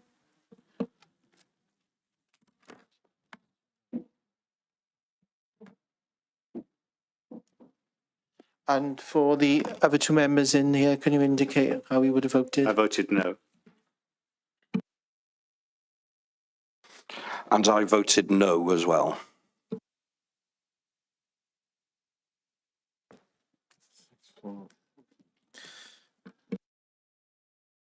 So in that case, Chair, obviously from the results of that, it would have been 6-4 cabinet recommendation and 4 against. Thank you very much. Thank you, Mark. So that recommendation is agreed and the report will go forward as set out within the reference from Cabinet. Ian, it just remains for me to say thank you very much. We've had a long, very helpful debate. Thank you so much for taking the time to join us and for answering the questions with such helpful detail. And please pass my thanks back to your team for all the work that they've done in this area. I don't know whether you're staying for any other agenda items, but you're very welcome to leave us and enjoy the rest of your evening. Thank you very much, Ian. And we move on now to agenda item 5. This is Vale of Glamorgan Tourism and Events Report. And I believe this is the first time we've received a report on this issue. And it's before us tonight, so committee can receive a summary which sets out the importance of tourism and events to the Vale and considers the impact of new and potential future legislation. We're joined by the Principal Tourism and Marketing Officer, Nia Hollins, who will present the report, supported by Phil Chappell, the Operational Manager for Regeneration. Welcome both. Thank you for your patience through that very long agenda item. Nia, it's over to you.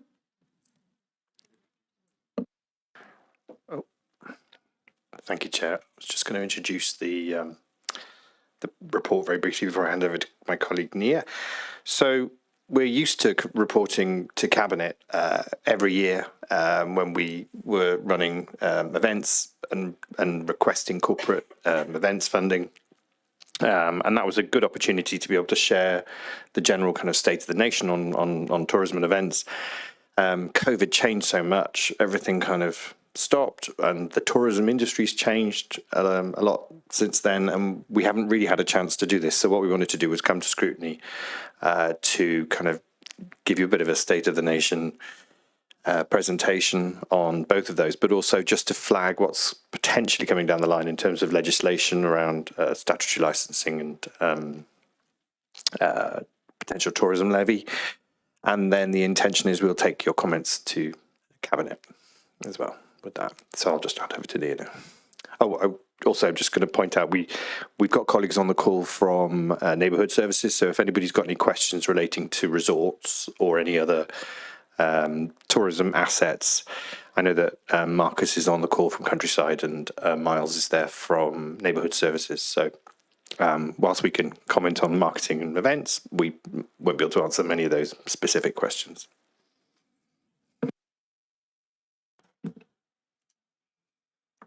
Thank you, Phil, and thank you for the invitation for coming along today to tell you a little bit more about tourism.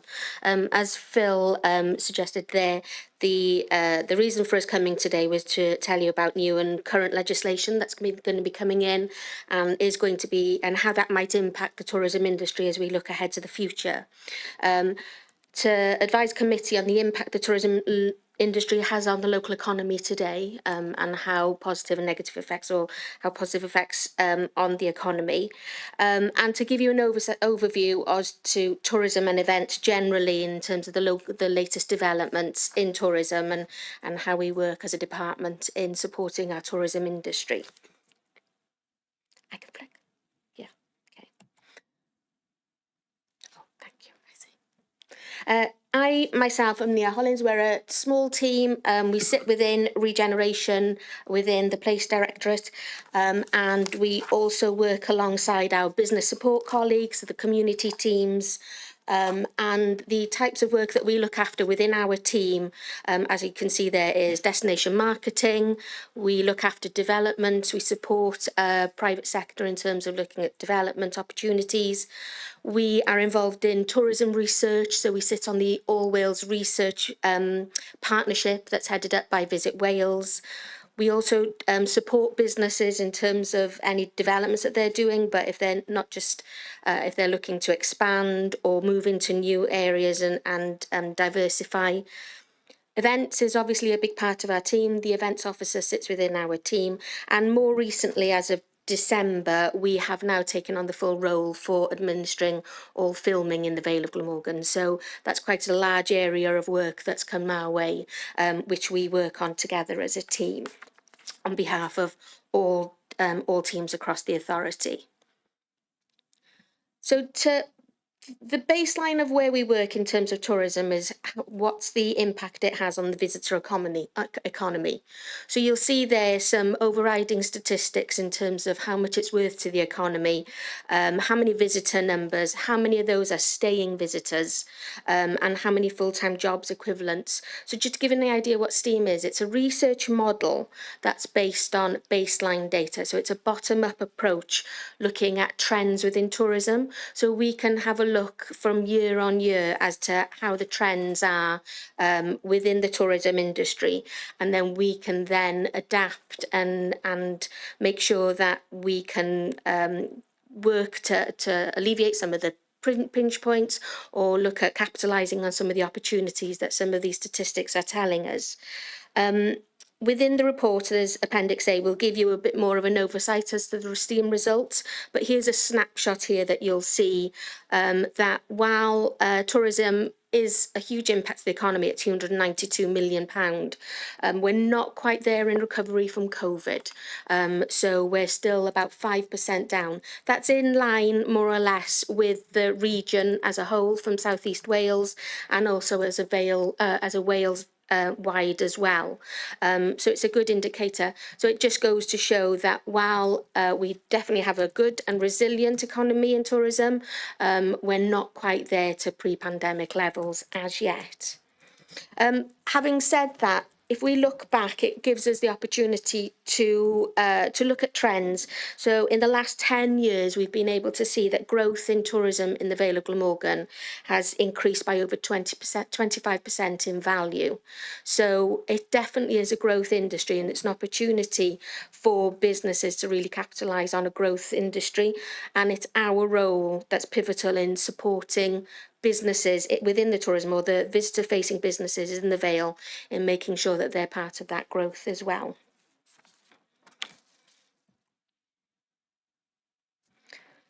There's STEAM gives us a whole raft of information, but to give you a bit of a snapshot, I've just shared there some slides that give you a bit of an overview as to exactly what the tourism industry looks like.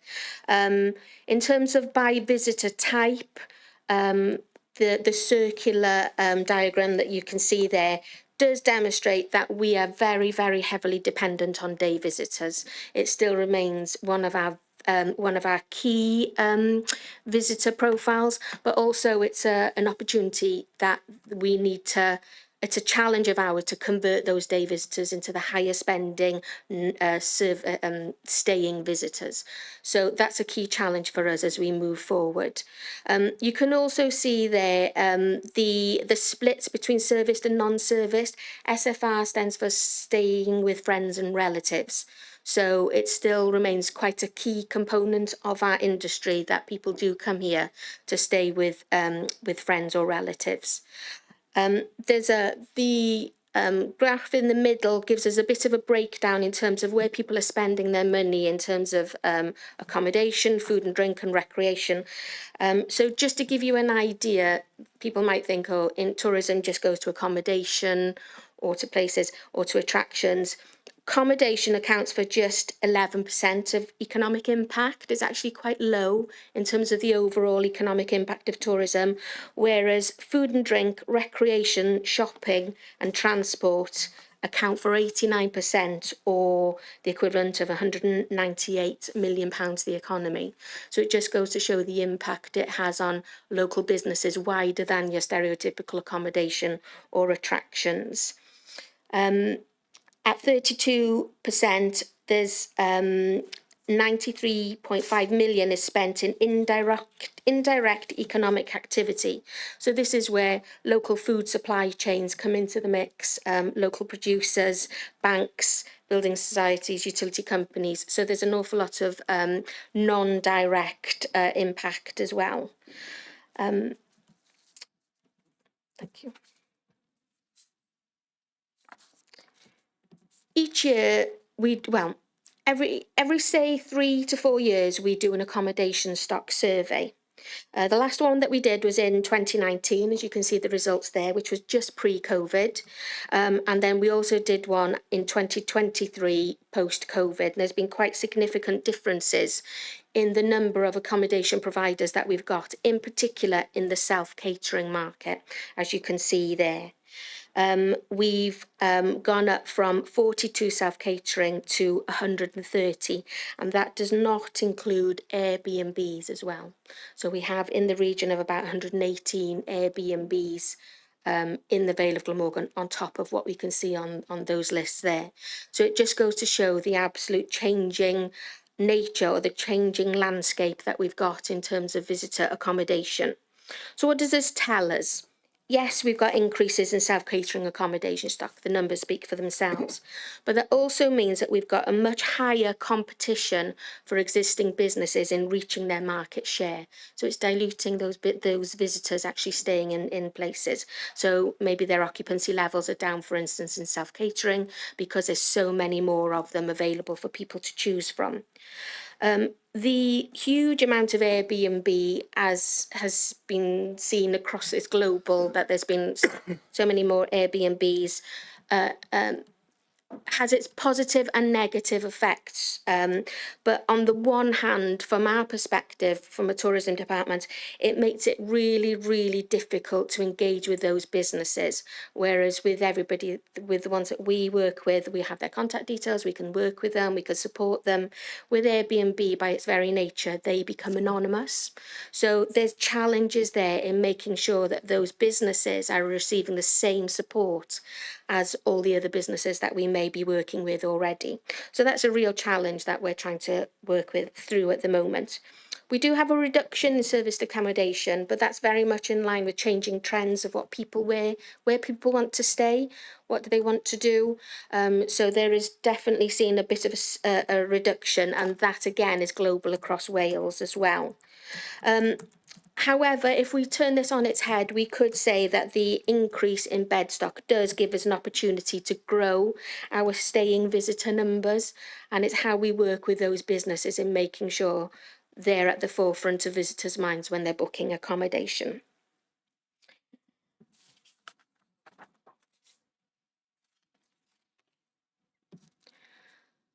New legislation that's coming into force that will have an impact directly for our visitor businesses. There's quite a few coming in.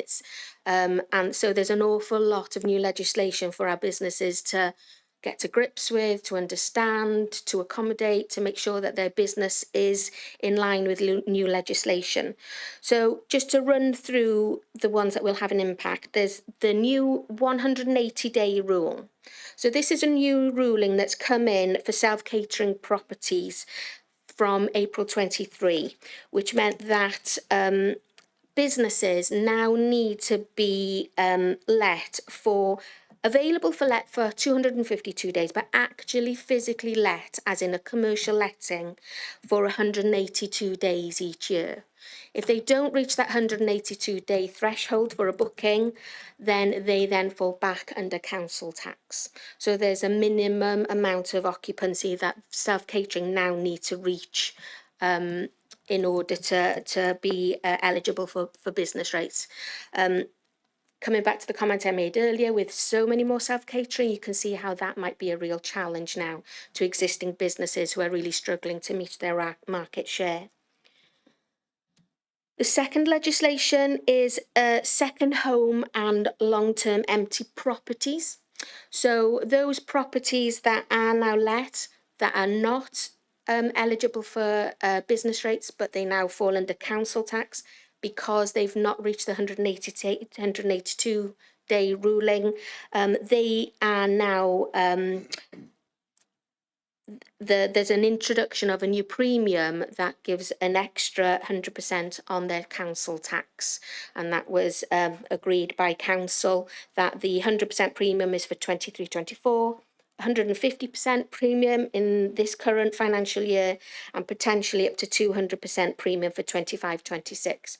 So those businesses that now fall under council tax and not business rates will be subject to those higher council tax bands for self-catering properties. Statutory licensing has been something that's been around even longer than I have, and I've been in the tourism industry for about 25 years, and it's been going around since then. But in more recent times, it's really kind of pushed ahead, and so it's legislation is expected to be introduced to the Senedd before the end of this year, before the end of December. And what that will mean is that it will require all commercial accommodation to have a licence in order to trade. And that could be a real game changer for the tourism businesses. Positive, negative, that's up for debate, but there will be a real change if everybody needs a licence in order to have a commercial bed available. And of course, the tourism tax or the tourism levy. Welsh Government is currently consulting on proposals that will give local authorities powers to introduce a visitor levy. A tourism tax or a levy is a charge that will need to be paid by someone staying overnight in Wales. So it's not your day visitors, it's your overnight stays. Any revenue generated covers or contributes to the cost which authorities face as the result of the tourism industry. So at some point in the not too distant future, this will come back to local authorities for a formal decision of whether they introduce a tourism tax or not. If it does go ahead, the earliest estimated date of introducing any tourism tax will be by 2027. But in reality terms, that's not an awful long time away. And it will be at the discretion of each local authority whether they introduce it. So it's not a blanket introduction. It will be each local authority can decide for themselves. So given all of that, the challenges in recovering from COVID, the requirement to increase bed stays at a time where there's ever increasing bed stock, competition with growing numbers through Airbnbs, and the current economic crisis that we're all living through, I think it's fair to say that the industry is facing one of its most challenging times in recent years. So it's vitally important that me and my team support our businesses in doing all that we possibly can to ride the wave of this crisis and hopefully see them through to the other side. So in doing that, we look after tourism marketing. So we market ourselves under the banner of Visit the Vale or Ymwelder Raw. And we also, well, we work independently. We also work in partnership with others such as Visit Wales, very, very closely with Visit Wales, and also with the 10 local authorities in South East Wales under the banner of Southern Wales. So we very much work in partnership as well as independently ourselves. We have had to change our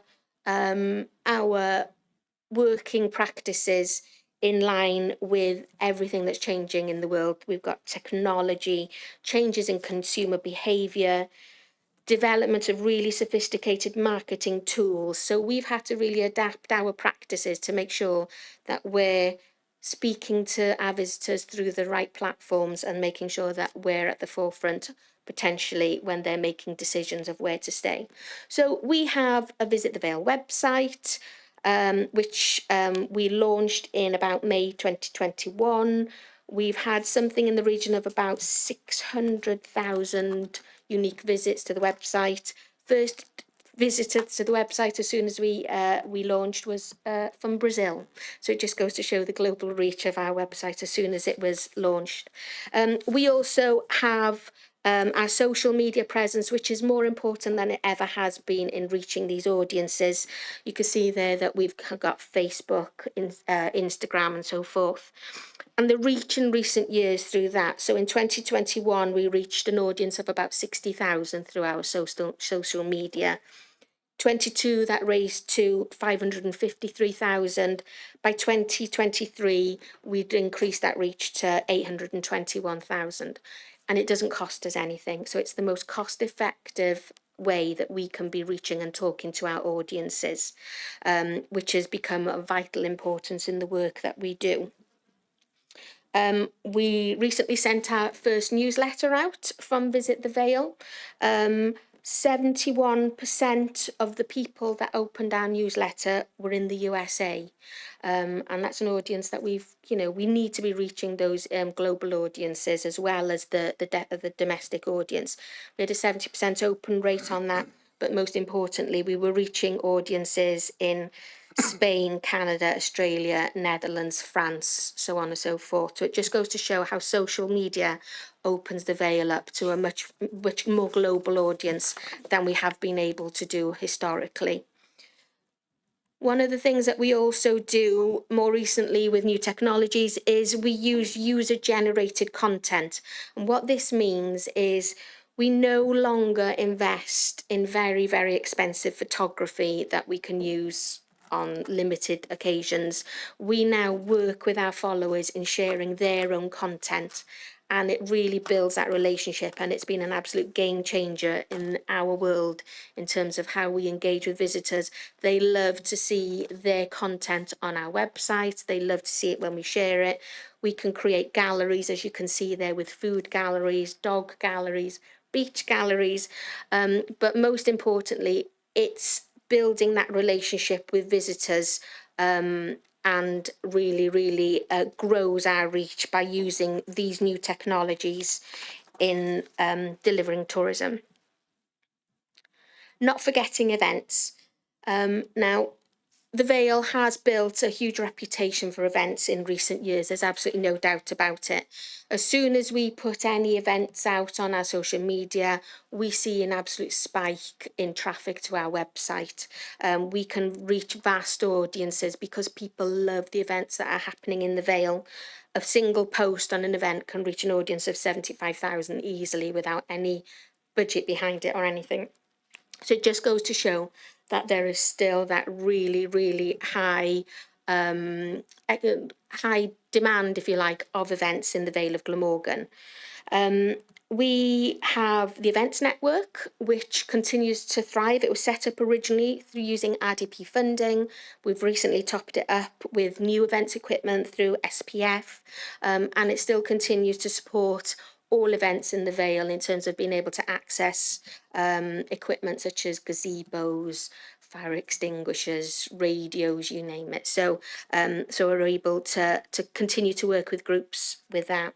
Sarah, our events officer, coordinates all events. due to the reduction in events funding in recent years, her role has now very much moved on to being that really very important advisory role, ensuring that the events that we have got are compliant in terms of health and safety. They've got correct legislative agreements or approvals in place, that annul their risk assessments and public liability documentation all goes through the council's ESAG, which is the Event Safety Advisory Group.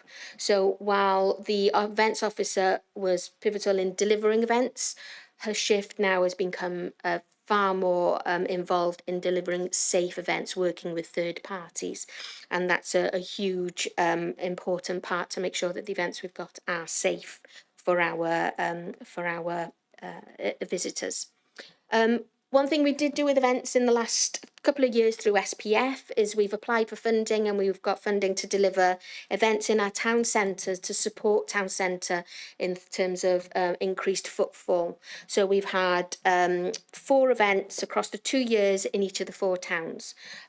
So that funding comes to an end by March this year, but that's been really, really important in supporting things like Christmas events, and we had To the Sea in Penarth, Llantrip Major's Christmas event and things as well. There was a 3 Streams festival. So while we don't have core funding for events anymore, we will always continue to keep looking for those events pots wherever we may be able to find them to support. Filming, I mentioned it very, very briefly earlier, so I will touch on it very quickly. The events team now, the tourism and events team now coordinate all filming activity in the Vale. That means through from inquiry right the way through to booking, and also through to invoicing. So we work on behalf of all departments in administering all filming. It's a huge undertaking, but it's definitely something that's worked really well for the council in having that one point of contact for all filming inquiries. Since December, the team have taken over 130 inquiries. We have just, I think, signed off our 90th licence for filming in this last week. We've generated in the region of about 90,000 to the council for income generation, and of that, 20% is retained by ourselves to administer it, and the rest goes back into each of the local teams' budgets to support their activity. I'll flick through a couple of these because these are just a couple of slides that show what we've done with filming to incorporate it into our website. I mentioned working in partnership. It's of vital importance in all that we do. And there's a few organisations that we work in, and we couldn't do our work without working hand in hand with each of the people that we've mentioned there. It's imperative that we build those healthy relationships to continue the work that we do. One thing I did want to touch on, very, very important for us, is press and PR activity. We secured funding through SPF. We have appointed a PR agency, and since their appointment, we are now actively getting all our articles in things like the Telegraph, the Times, Red Magazine, the Travel Times, the Sun, Woman Magazine, Take a Break. So it's this very, very important work. These things don't happen by chance.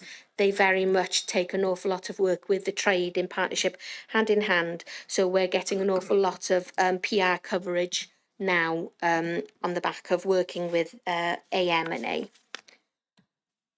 And lastly, just as a reminder for why I'm here today and for your consideration, is these are the key challenges that are facing the tourism industry now. At its heart, the aim of everything that we do is to grow the tourism economy. It's to grow income. It's to provide economic stability for visitor-facing businesses. So there's a huge amount of challenges. As I put the slide together, this kept getting bigger and bigger because there are lots and lots of challenges. But all the work that we do, both independently with our team, but also with our colleagues in wider economic development, is all about ensuring that we grow our economy through addressing these challenges. Okay. Thank you so much, Nia, for taking us through that report. There is so much that you've given us to think about, and I'm certainly going to suggest that we add this as a regular agenda item to our forward work programme, so that we have a future report perhaps in a year, if committee are content to agree that. Any questions or comments, please, from anyone? Councillor William? Thank you, Chair. And yes, I'd like to second what you've just proposed. Firstly, thank you, Nia. Thank you, Phil. I was, not surprised, but I suppose, disappointed with the low levels of accommodation in the Vale. I've just got a couple of quick things you might want to note and then come back on. So number one was, what have I written down here? Firstly, as I said, accommodation, shockingly low levels in Barry, especially when you compare it with something like Llandudno, Barry and the Vale. Is there anything that we can do as a council to attract, hotels and motels to the area? I remember when Premier Inn came here, we were all, fantastic, that was ages ago. So that's one thing. What can we do to help attract hotels and motels? The other thing I noted, you raised it in your presentation just now, and it's in 2.29 of the report, and I quote, whilst the events officer continues to support the delivery of a calendar of events, the current financial climate and budget reductions have now forced a reduced programme of specifically council-run events. So there were two things that came to mind there. Firstly, and I think you partially answered this, where I'm assuming it means a focus on working and facilitating, third-party events, or the safer events thing. But I'm assuming that there will be an increase in that to make things happen.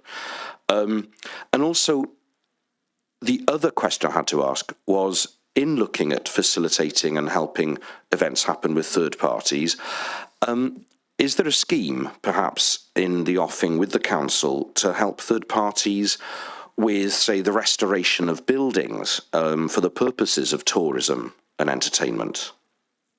So that's it. Thanks.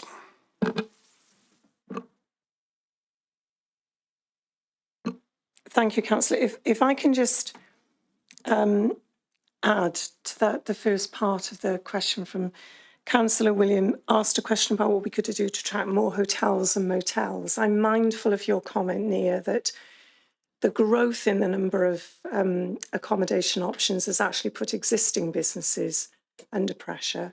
So I suppose, almost preempting your question, Councillor William, my question is, do we know what state the existing businesses are in and what their resilience is? Because obviously, if any of those are struggling, bringing in new accommodation could potentially put them under even more pressure. So if you're happy to take those, thank you.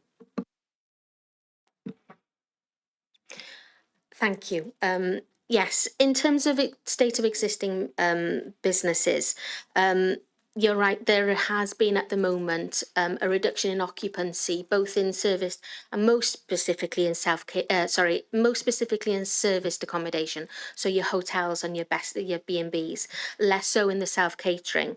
But there's that balance that we have to play between attracting new development, as you absolutely rightly say, and ensuring that those existing businesses are getting their fair share of overnight stays. It's a difficult balance to achieve at the moment, and I absolutely take on board the point about lack of potential accommodation in Barry specifically.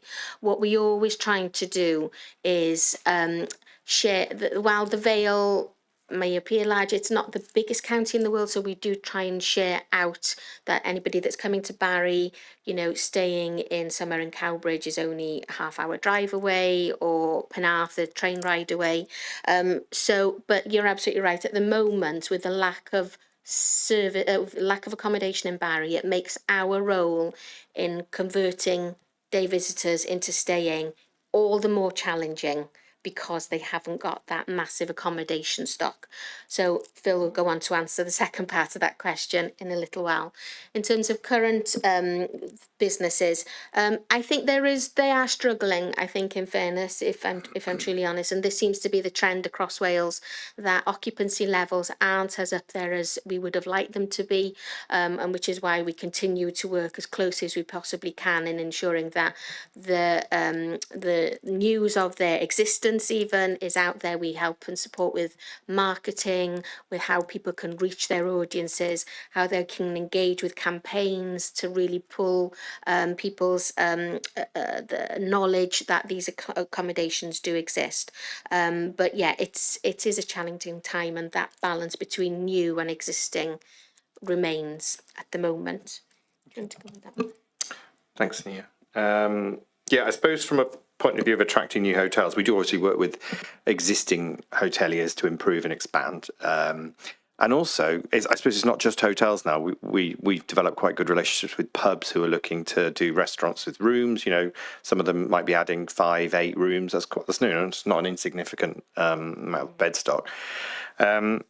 We do meet with hoteliers, and they are interested in Barry. There is definitely an interest in Barry. I think what we found is that you can't just present them with a piece of land and go, come and build a hotel here. You almost have to look at all sorts of options, and often it's like you can build a hotel potentially, you know, with investment funding or whatever, but you then rent the hotel to them. So there's different tiers of hotels where you've got the kind of the budget hotels, then you've got the Hamptons, and then it's almost like they can come in they can transfer to different hotels over the course of the life. But there is definitely an interest in Barry. And I think it's only a matter of time, probably, before more come, because definitely in the last year, we've probably met more hoteliers than we have done in the last 6-7 years. Your point about, I was going to say about that point about the funding for bringing kind of culture venues to life as well. Absolutely. In the town centre, we have funding that we can award grants, and are working with several venues at the moment to often in empty buildings to come to life. And I think it's certainly high on the agenda for the new Barry partnership in terms of the culture scene in Barry, and bringing together culture and heritage groups. And bringing spaces to life. There's a load of great stuff going on in Barry. It's all quite sporadic. It's all spread across the town and not all collected in one place for marketing purposes as well.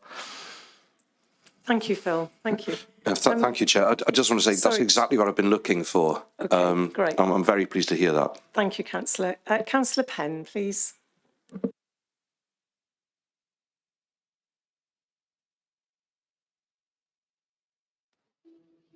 Thanks, Chair. Thanks, Nia. Do you do any research on how much third-party events bring to local communities? So you could put a figure on, Penarth Carnival, how much Penarth Carnival contributes towards the economy of Penarth or Gladstonebury to the local community. So, Festival of the Sea, Cadstock, all those things. So these third-party events can actually, if they were looking for people to help and fund, they could say, actually, this event brings X amount to the local businesses, local community, and on that basis, maybe secure funding because they have a figure on the value of that event to the local economy. Thank you, Councillor. Nia, I don't know if you're in a position to respond to that. Thank you.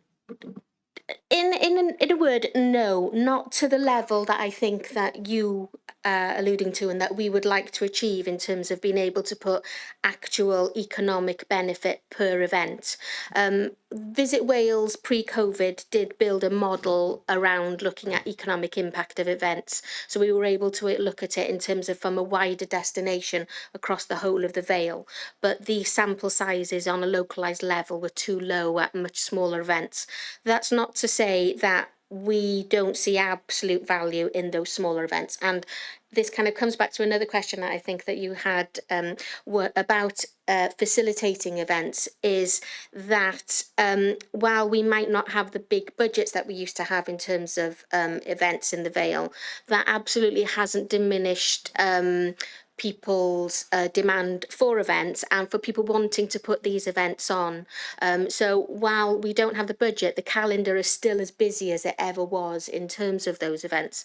So the support that we can offer is as everything that I mentioned earlier from Sarah in terms of ensuring that the events are not just safe, but that are held in the right places, that all partners are aware of them and that are involved. We bring in third-party organisations to support these events, but also that we help in marketing. And like I said earlier, I can't tell you how much putting an event on our social media channels absolutely gets people engaged.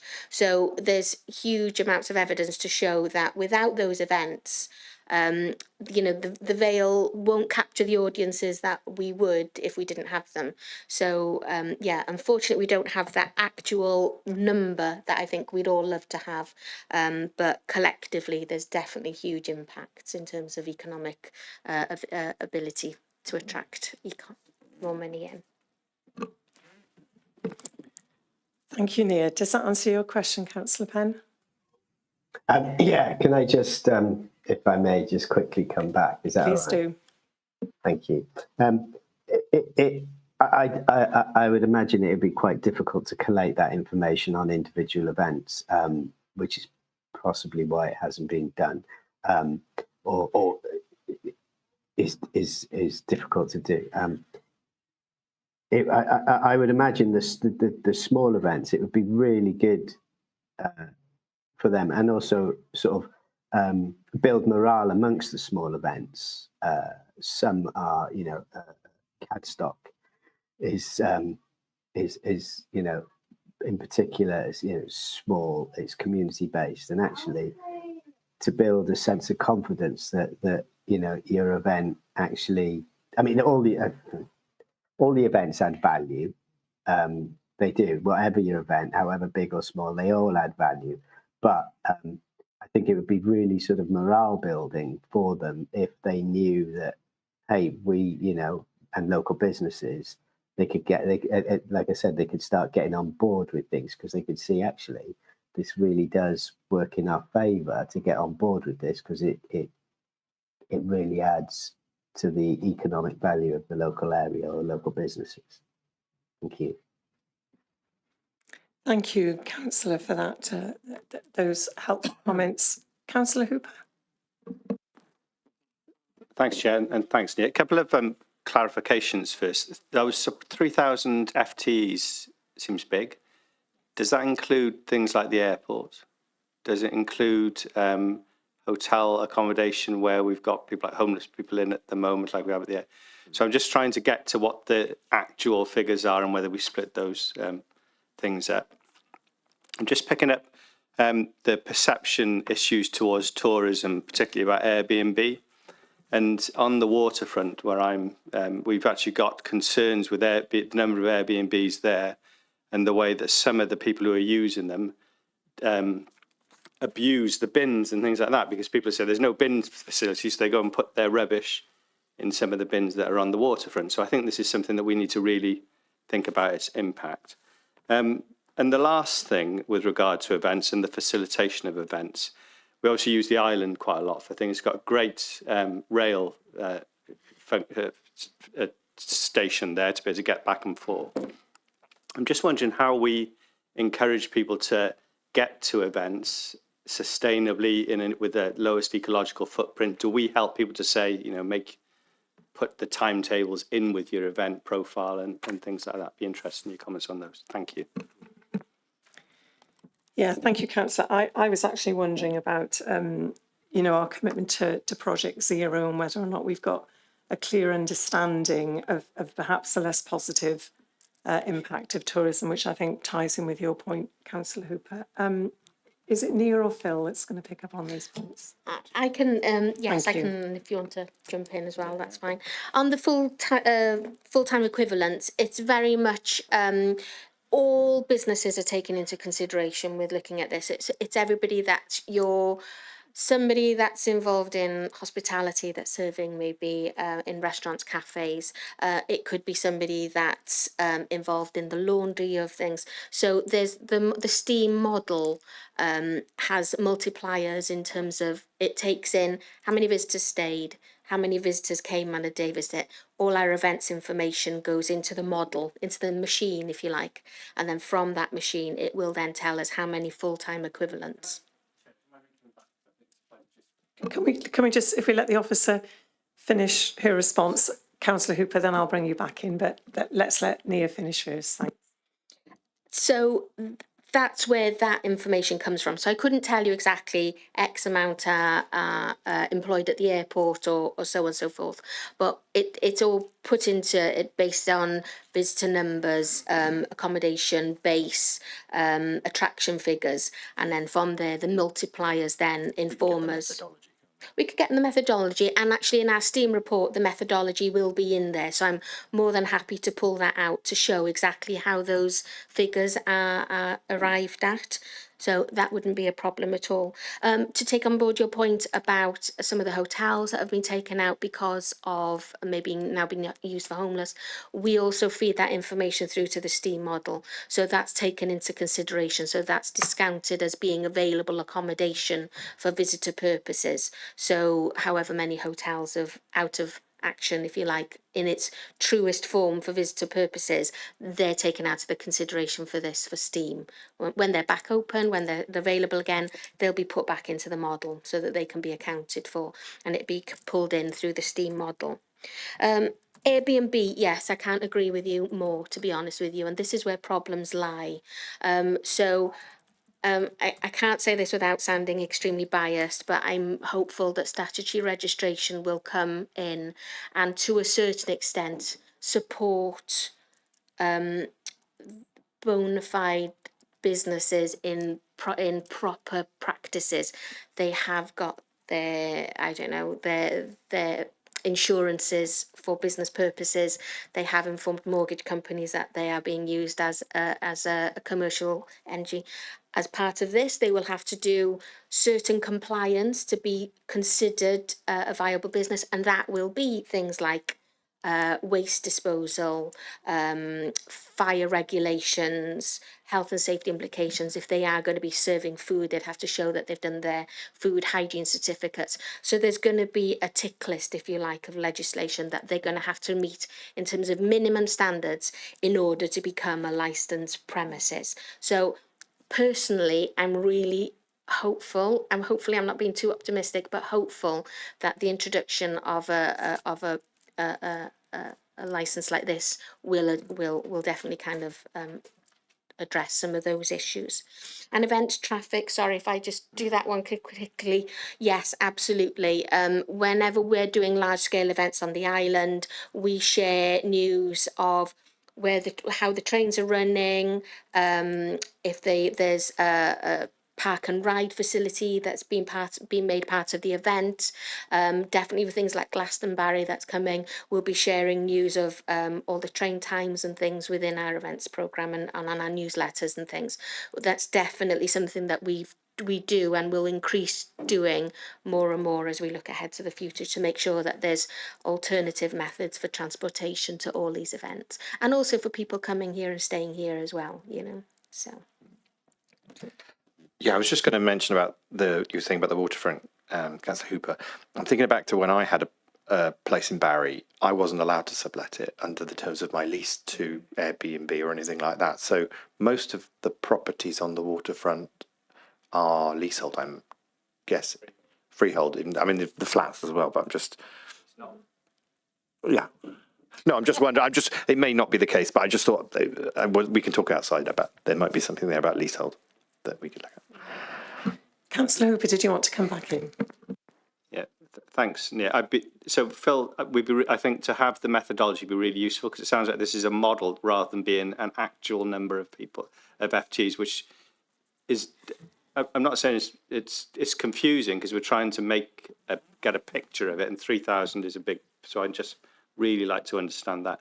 I'm going to just, what Nia said about the statutory requirements, I think is really, really important. And we should be more like, we're not Barcelona, I get that, but Barcelona have made it an absolute focus of the local authority there to end the B&B scourge in their town. And if it's something that's affecting our businesses here, then we should think about what we can do in this case. And if it needs the Senedd to start taking more action, then I think that's something we should support. Last thing, sorry, this is just an idea. We've had things when children go to school, they use walking trains quite a lot. So some of these methods, I think it's an opportunity for us to get local people, let's get kids in walking trains, get into our events and stuff like that. It's just little things that could be really opportunities to show that this council does care about Project Zero and other things that link directly to this tourism opportunity. But thank you for that. Thank you, Chair. Thank you, Councillor. I was noting with interest the resident perception survey, and in particular the fact that there's a strong eagerness to contribute to development, but there are also, as we've touched on, some concerns around the impact of some of the things that are happening in the Vale. And so it would be really helpful to understand what opportunities there are for residents to contribute to the engagement, particularly taking account of your point, Councillor Hooper, that there may be creative suggestions that people have as to how this can be a successful industry without necessarily being to the detriment of local residents. So it'd be interesting to know whether or not there are any plans to engage with residents. But before we get to that, Councillor Driscoll, you've been very patient. Thank you. Would you like to come in at this point?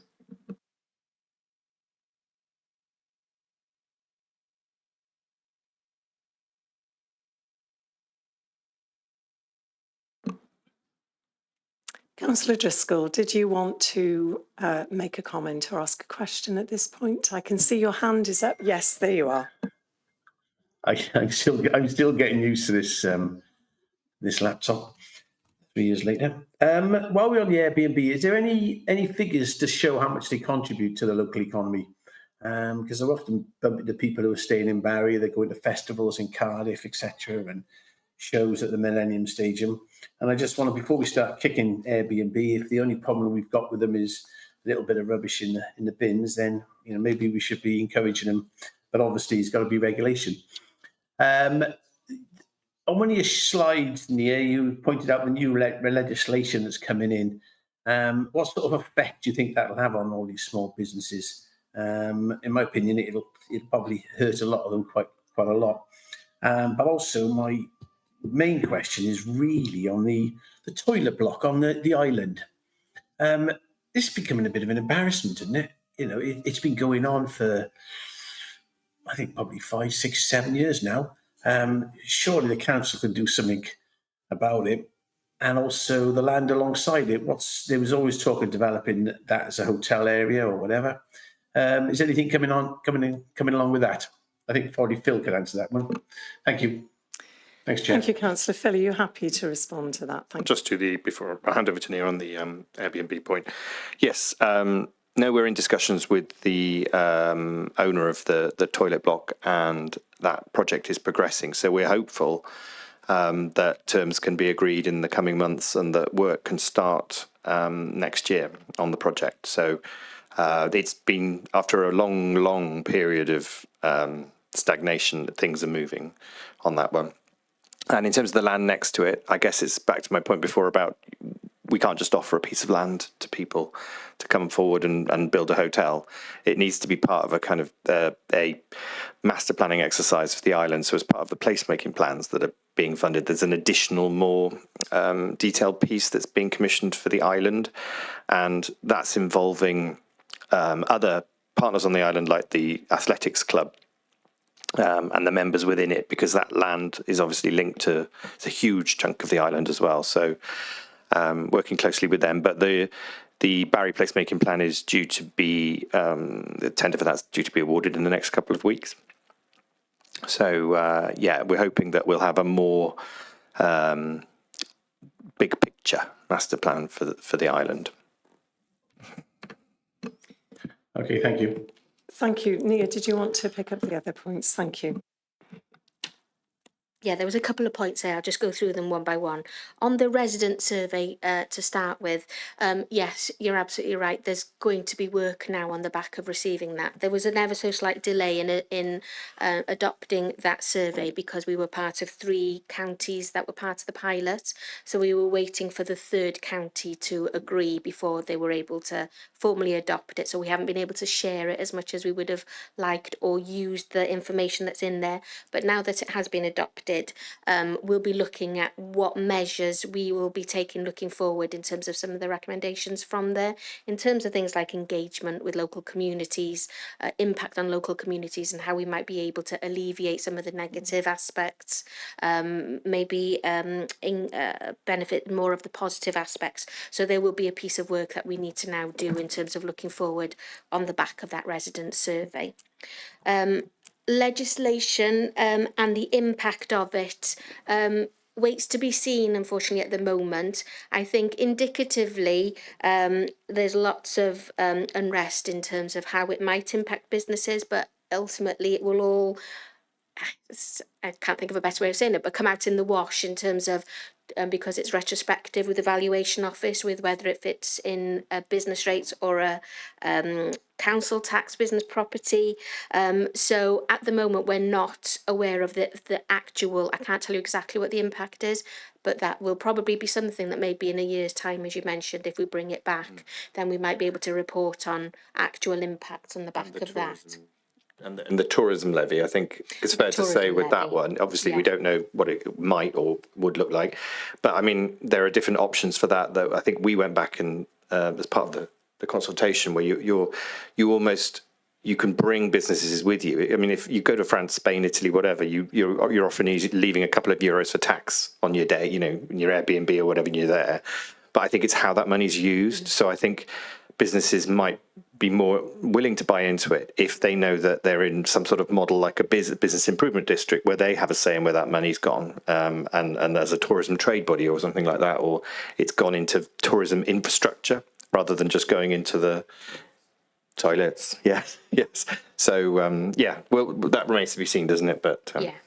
And just on the Airbnb and the implications of it, there are models out there, and we have in the past been able to put figures in terms of the economic impact of Airbnb properties. We haven't more recently because of the impact of COVID, so we've very much concentrated our efforts on the mainstream reports. But it is definitely, and they cost money. That's every report that we ask for is another £1,000 or whatever it may be, and at the moment we just don't have budgets, but there is a model that we can use if we pay for it to actually look at the economic impact of Airbnb. And while there are some negativities and some maybe less professional running Airbnbs, it's fair to say that there are equally very professionally run Airbnbs, and they probably will conform to every industry standard that's needed for legislation, and that will be a really positive impact because then they will add to our accommodation stock. It's just making sure that those that aren't conforming, that we bring them up to standards, is what we'd like out of this. The mix, aren't they? Yeah, they are. Yeah, they're essential part of the mix. Thank you, Councillor William. Thank you, Chair. Well, you'll be relieved to know that one of my questions has actually been answered, which was about the toilet block. I have just 2 more. One, concerning the fact that there used to be one of the big draws, and I remember discussing this with Councillor Burnett way before she was even leader. We were both very excited to be introducing Wi-Fi to public spaces, and I still think it's a really important thing. I just want to know, I know that it was in existence on places like Whitmore Bay, and then something happened, I think, but I don't know whether it was reintroduced or not. And then my final question, which is, of course, the specific piece of work that Phil referred to regarding the island. my plea is, will you be involving the local members directly in this? Thank you, Councillor. I can see Councillor Prothero wants to come in as well, so I'm going to take Councillor Prothero's question at this point as well, so that Phil and Nia can deal with all those. Thank you, Councillor Prothero. I'll try and answer the Wi-Fi question. Oh, sorry, my apologies. That's okay. No problem, Nia. My question is sort of connected, actually, with the last one. Not so much to do with Wi-Fi, but to do with mobile signals and the mobile connectivity.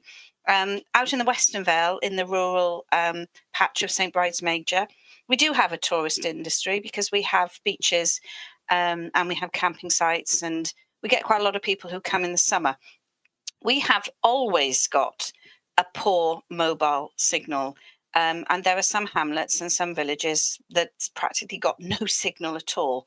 Now, recently, I've been in contact with Welsh Government, a chap called Peter Williams, who looks at this kind of thing. And he has suggested that the Vale looks at doing a mapping study of the mobile signal. Other authorities have apparently done it, and I know it's more money, but it would be really helpful for us then to support actually some other options which might be available to us with some more masts or some other initiatives that he explained to me when we met. So I just would be interested to hear if that is something, as we are really, I understand, interested in digital exclusion, and, you know, we are quite...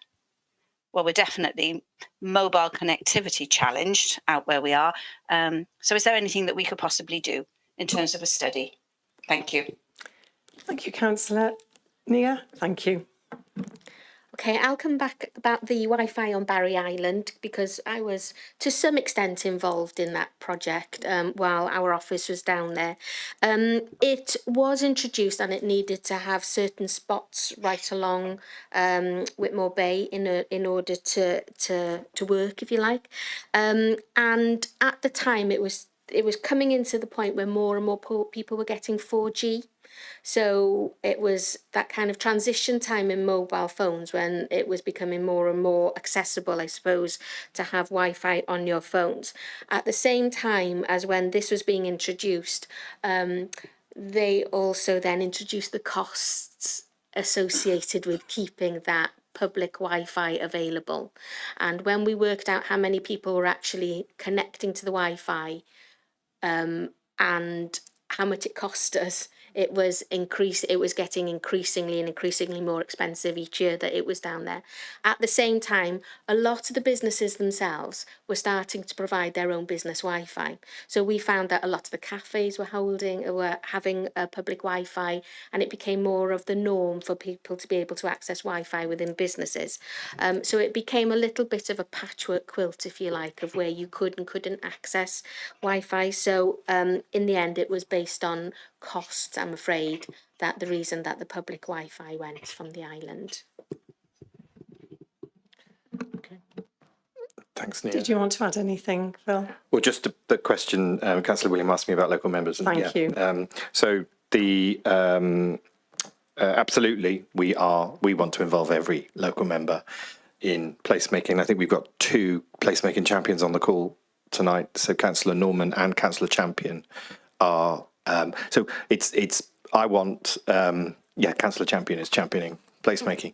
I want members to be kind of advocates of placemaking, and because you're out there talking to people. You know, I had a meeting with the athletics club the other day, and I said to them, I want to talk to Councillor Hodges and yourself and involve them in the whole thing, so that when you're talking to businesses and people say, what's placemaking, you can explain to them. So I'm not saying that every councillor has to be involved, but I want them to be involved, you know, and that with Barry, you kind of got key identity, you've got identity areas, haven't you? You can't just do placemaking Barry. It's very small areas, the island, you know, it's its own sort of identity. So absolutely, I'll happily catch up and go for a coffee and sit down and explain it all to you. Thank you very much. Councillor Prothero, your hand is still up. Did you want to come back in on that point? It was just the question. Connectivity. Sorry, Councillor Prothero. Yes. And we don't, I laugh about the 4G, 5G. We don't have 1G actually quite often out with us. And summer holidays, when there are more people coming here, actually makes it worse. So, as I said, I had that meeting with that chap, Peter Williams from Welsh Government. He has suggested that we look at hiring a mapping organisation to do a one-off survey. He said that will provide the evidence base that we need. So it was just a question of, would that be possible?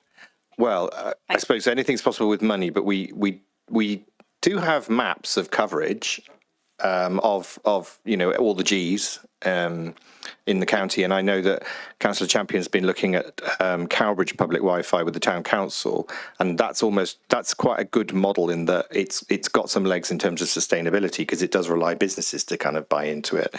And that we're working with the Smart Towns Welsh Government programme at cheaper solutions. You're not relying on the private sector necessarily coming in and doing it all. So I think I'm happy to pick up that conversation and maybe share some of the maps we've got with you. It's just the sustainability of the revenue implications of a project that are always a challenge when it comes to public Wi-Fi like that. But in some towns like Cowbridge, where you say, you've got real not spots, you can justify it. Thank you, Phil. I'm very conscious of time, that we have another report that we need to consider before we finish this evening, and we've been going for almost 3 hours. So I'm going to bring in Councillor Champion for the last question and comment from committee members, and then I can see Marcus also wants to comment, and then we'll draw a line under this agenda item and move on. Thank you. Just to add to the mobile debate, there is a company that will attach a device to a refuse vehicle, and it picks up all the major mobile signals. And because the refuse vehicle travels around the Vale, you get a very good indication. I've been talking to Ofcom about this, and perhaps I'll liaise with you, Joanne, if that's okay. An offer to connect, which is always good. And Marcus, did you want to come in? Just to say, Councillor Prothero, you're still showing us on screen. That's it, you've gone. Marcus, did you want to add anything to our discussion? Thank you. Thank you, Chair. I don't know if my camera's on. It seems to be. Can you see me? No, we can't. Hang on a sec, I should try.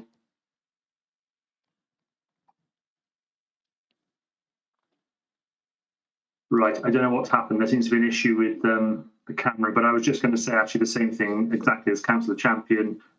There are methods of doing this in terms of monitoring it, and I would suggest that Councillor Prothero perhaps writes or provides information initially, whether it's the place director or actually corporately, provides the information in terms of the person in Welsh Government who she has had some contact with.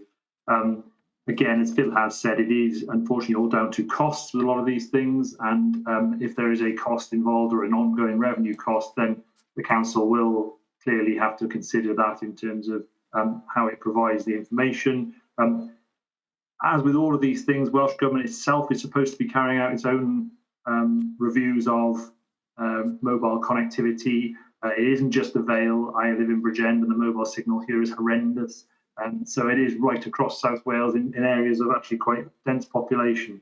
So anyway, just to say that perhaps if the information could be provided in the first instance, quite happy for it to come to me, and I shall pass it on. Thank you, Marcus. That's really helpful. Great. So thank you, Nia. Thank you, Phil. Really grateful for your time coming before committee tonight. As you can see, committee members really interested in the report. The recommendation before committee is that the report should go to Cabinet. I'm proposing that recommendation. Councillor Hooper is seconding it, so it will go. I don't think there are any recommendations for Cabinet, but what I have picked up is a number of things that committee would be really interested in having more information on. And they're not going as recommendation to Cabinet, but I think it's useful for Cabinet to know the issues that we've said we would like more information on, bearing in mind you've been very clear about capacity issues. So the list that I have before me is it would be really helpful if you could share the STEAM methodology with us. It would be really useful to understand more about the resilience of the sector and the potential impact of incoming legislation on the sector. Also, some work around looking at connectivity. We've just had that discussion. And considering how residents can participate in the discussion about how they can support tourism and events going forward. There was also, I think, an interest from committee about understanding more about the climate change implications of the industry and what steps we're taking to mitigate any harmful impact. And I'd like to, I think I've already suggested, I'd like to also recommend that we add a regular report into our forward work programme. And I would suggest a year would seem about right to bring another report. Councillors happy, committee happy with that recommendation? Yes, thank you. I can see Councillor Hooper and William agreeing to that. Did you want to respond to that, Phil? No, absolutely. Yeah, we can pull that together. I was just asking Nia when we get our STEAM stats, so it'd be good if we could schedule the meeting. I think we're due, our next one's in a couple of weeks, so maybe every September or something like that. We're in your hands on Okay, that. You tell us when you want to come and we'll look at the agenda. As you can tell, we do have some quite substantial agenda items before committee, so we want to make sure that you come on an evening when we can do you justice in terms of time. But thank you both very much. You're welcome to stay for the final agenda item, but equally you're very welcome to leave and enjoy the rest of your evening. Thank you. Can I ask, given that we are nearly 3 hours into this, would any committee members like a 2 or 3 minute comfort break? If so, please put your hand up. Otherwise, we will steam ahead into the final agenda item. I see no hands. Good. So let me just find where I am. So final agenda item for tonight is the Q4 annual development plan report. And I'm not sure who's presenting this, whether it's Marcus or Miles. Let me just check. It is me, Chair. It is you, Marcus. Thank you. Unfortunately, the camera still isn't working and won't come on.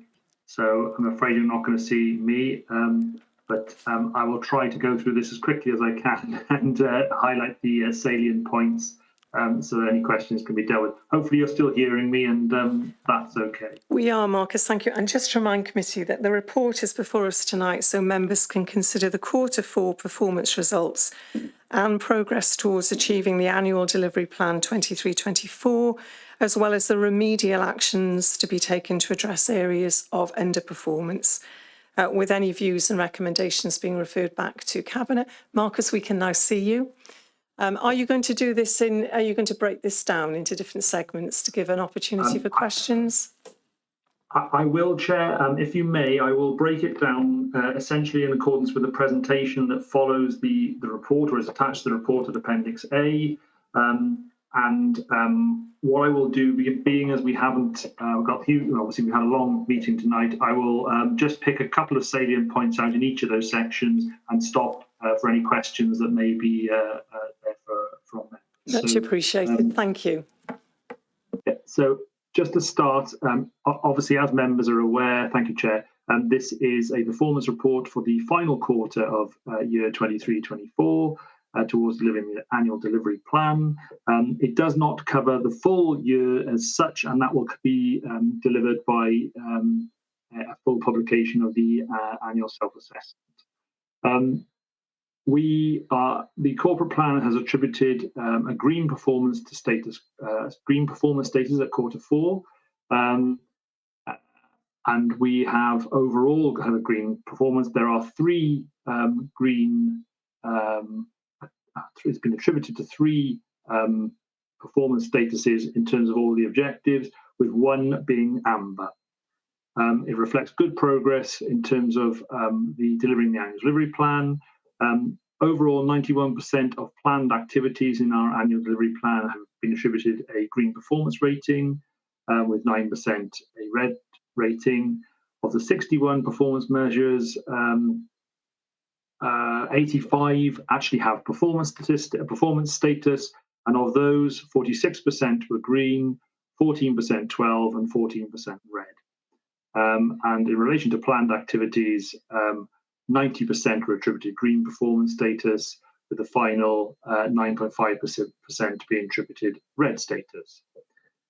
If I move on now to the actual Appendix A, which is the presentation that was attached to the report, if I move through the various sections, and you'll note there are sections here including what we've achieved,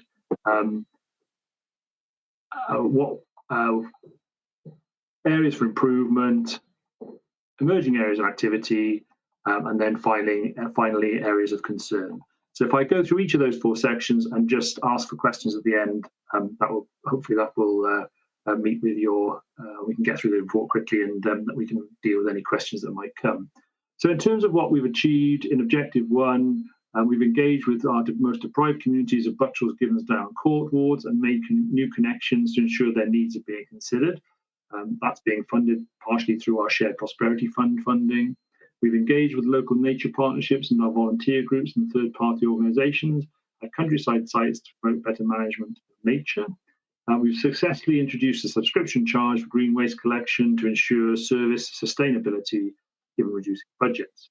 Under Objective 2, we worked to facilitate the Barry Making Waves levelling up bid, and that work has continued and been reframed to include the docks office and the relocation of the Ocean Water Sports Trust building. Work on the establishment of a long-term plan for Towns Partnership Board has continued with the award with progress towards a board being established, and obviously the allocation of funding for the next 10 years now to be considered. We have there's a reference there to we've leveraged in up to over £6 million of investment into transport improvement schemes during the year, which is up from over 3 million last year. And we had 615 businesses advised in 23-24 via events and funding schemes and general inquiries, and this is up from 121 last year. Under Objective 3, we've worked alongside we've worked supporting successful litter hubs across the Vale, partnering the Keep Wales Tidy scheme, and helped deliver community litter picking projects and education. And we've met 95% of domestic noise and air complaints with targets by responding to those within 3 working days. That actually exceeds the target. And finally, under Objective 4, we've strengthened our waste team with 3 new recycling officers to support communities, including vulnerable residents, through future service changes. We've worked with Cardiff Capital Region to develop an eco homes refit option for private sector housing, and this has been promoted to residents. We've also had 37 local nature projects that were financed and supported, and 19 local nature partnership events held. And we've installed 34 EV chargers at various locations on street within car parks controlled by the council in partnership with Cardiff Capital Region. And proposals have been developed for a further 24 charging bays to be progressed in suitable areas both on and off street in council car parking facilities throughout the Vale. So I shall stop there. There's a bit of a whistle stop tour. I haven't covered everything, but if anyone's got any questions about any of the issues, please do so. Thank you. Any questions or comments from anyone? Councillor Hooper. Thanks, Marcus. Just a quick one on the waterfront, the Making Waves project, just be interested in how that's progressing at the moment. Thank you. Thank you, Councillor. Marcus? Thank you, Councillor. Yes, obviously we have been awarded funding. We finally received a memorandum of understanding to sign with UK government on, I believe we received it literally a day before the election was called, and we weren't able to actually return the memorandum of understanding because obviously that meant the government had been dissolved. We have now gone through the details of that memorandum, and we will be returning it once it's signed. Unfortunately, the Chief Executive has been on holiday for a week, and when he does return, we will be signing the memorandum of understanding and returning it to UK government. Our understanding is, having discussions with civil servants in UK government, the position has not changed, and that the funding award is still there, and we continue to develop and work with our Associated British Ports, who are the obviously the relevant landowner for a lot of the site we are looking to progress, and to achieve a suitable land deal as part of the programme, which will allow us to progress the works. One key thing on that is that the council itself is now likely to be the project manager for everything except the delivery of a marina itself, and that we will be looking to provide infrastructure at the park and the Ocean Water Sports Trust building on the mole itself. Thank you, Marcus. Councillor Drake, please. Yeah, this is just a quick one, Marcus. Under Objective 4, it's regarding the tree strategy, which was approved by Cabinet to be undertaken, and it was discussed at our last meeting. Have you got any timeline when this is going to be completed and ready for presentation? Also, I can't remember whether it was reported last time, but what contact and involvement has there been with private landowners who probably have large tree populations on their land? And will these also be included in the survey and strategy? Thank you. Marcus. Thank you, Chair. I don't know whether Miles wants to come in respect to the timeline. It's actually Miles's team are sort of leading on it, although Steve is in our countryside section is also involved.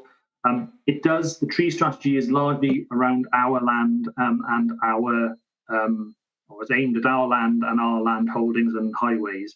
So it does not include specifically advice to private landowners, although they can obtain advice around other areas of tree coverage. And we actually carried out what's known as an iTree survey, which did survey all land in the Vale of Glamorgan and give a coverage map for the whole of the Vale of Glamorgan. But the tree strategy itself is aimed largely at council land, council property.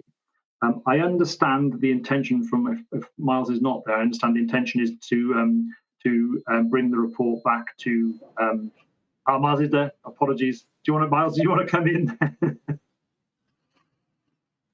Chair, if you're happy, certainly, yeah. The actual report is on my desk, so the consultation is completed. So we're aiming for Cabinet in September. The consultation was wide, and we did have comments from some private landowners, and there may be an opportunity for us to support them in areas where we've got low levels of urban tree canopy, because the way we will resolve this is by everyone doing their bit, essentially. But we can only be responsible for our own land, but we will provide advice, and we may even be able to provide some support in terms of small trees, whips, perhaps for those who are in areas of low urban tree coverage as we go forward over the next 10 years. So I'm thinking it may go to the scrutiny meeting first, Chair. That's yet to be confirmed. But Cabinet have seen the report in draft, as this committee has. And I think coming back to this committee first for a good debate will be useful, and then on to Cabinet for agreement before the end of this calendar year. Thank you, Miles, and thank you for still being with us, given the hour. Yeah. Councillor Drake. Thank you for that. Yeah, I wanted to say, because I did raise it in the last meeting, the increase on some diseases. And obviously these need to be monitored. And that's why I was wondering whether the private landowners were involved. Thank you. So hopefully we can pick that up when the report comes back to us, whether it comes to us before or after Cabinet. Councillor William. Thank you, Chair. Yeah, just two issues quickly. Following on from the tree strategy, what I found is that the biggest problem has been when I've been discussing with officers about the need to manage trees as well, for example, on public land like Romilly Park, when they're encroaching into the roads and so on, is that basically the money just isn't there. That's been the biggest problem. I wonder whether Miles or would like to comment on that. And Oh, yeah. The only other one was just an information question, really. I noticed in the report that you mentioned that 93% of lights have now been converted to LED from sodium, and we're target this year of 95%. Just asking, I mean, it's pretty much done now. When did we start converting? How many years ago did we do that? Because you've virtually finished now, so well done. How many years ago was it? I don't particularly want to get into a very detailed discussion about the tree strategy or LED lighting, because I think we've got the opportunity to pick those up in subsequent committee meetings, and I am conscious that we've got the rest of this report to get through. But if there's anything that you want to respond to, Miles, by all means, please do. Chair, just very quickly, more funding was made available in this year's capital programme, both for tree planting and for tree maintenance. So it was put forward to support the tree strategy. So I am pleased to advise we do have more capital money for maintenance, planned maintenance for this year for both planting and maintenance. And as I recall, I think it was about 3 years ago, Councillor William, when we started the transition using Salix funding. So all that's really left is the ornate lanterns, which are more difficult to source. So usually it's because we can't source that type of head. But over time, as the technology improves and more types of lanterns come available, we'll get as close as we can to full compliance. But it's not us being tardy. It's because the units aren't in every case made for the lamp columns we're looking to change to LED, but we'll get as close as we can to 100%. But we've only been at it for about 3 years, so quite a successful programme, I'd say. Thank you. If I could come back in, Chair. Miles, I'm going to move us on if that's... You're always inviting members of your own party back in, but I always have to ask to come back in. Councillor William, I don't always invite members of my own party. Yeah, tonight it's been quite astounding. Please don't talk over me. Depends on whether or not people have their hand up. I want to move us on to the next section of the report. At this time, I will bring you back in. Marcus, would you like to come back in, please? Thank you. Thank you, Chair. I'll move on to areas for improvement, the service plan activity. So under Objective 1, working with and for our communities, we have, due to limited resources, progress continues to be impacted in developing online services such as parking permits, automated systems for fleet and public transport, and asset management systems for parks and neighbourhood assets. We've also had 71% of commercial, industrial noise and air complaints were responded to within 1 working day. This has been due to current demands on the service and some of the resources available.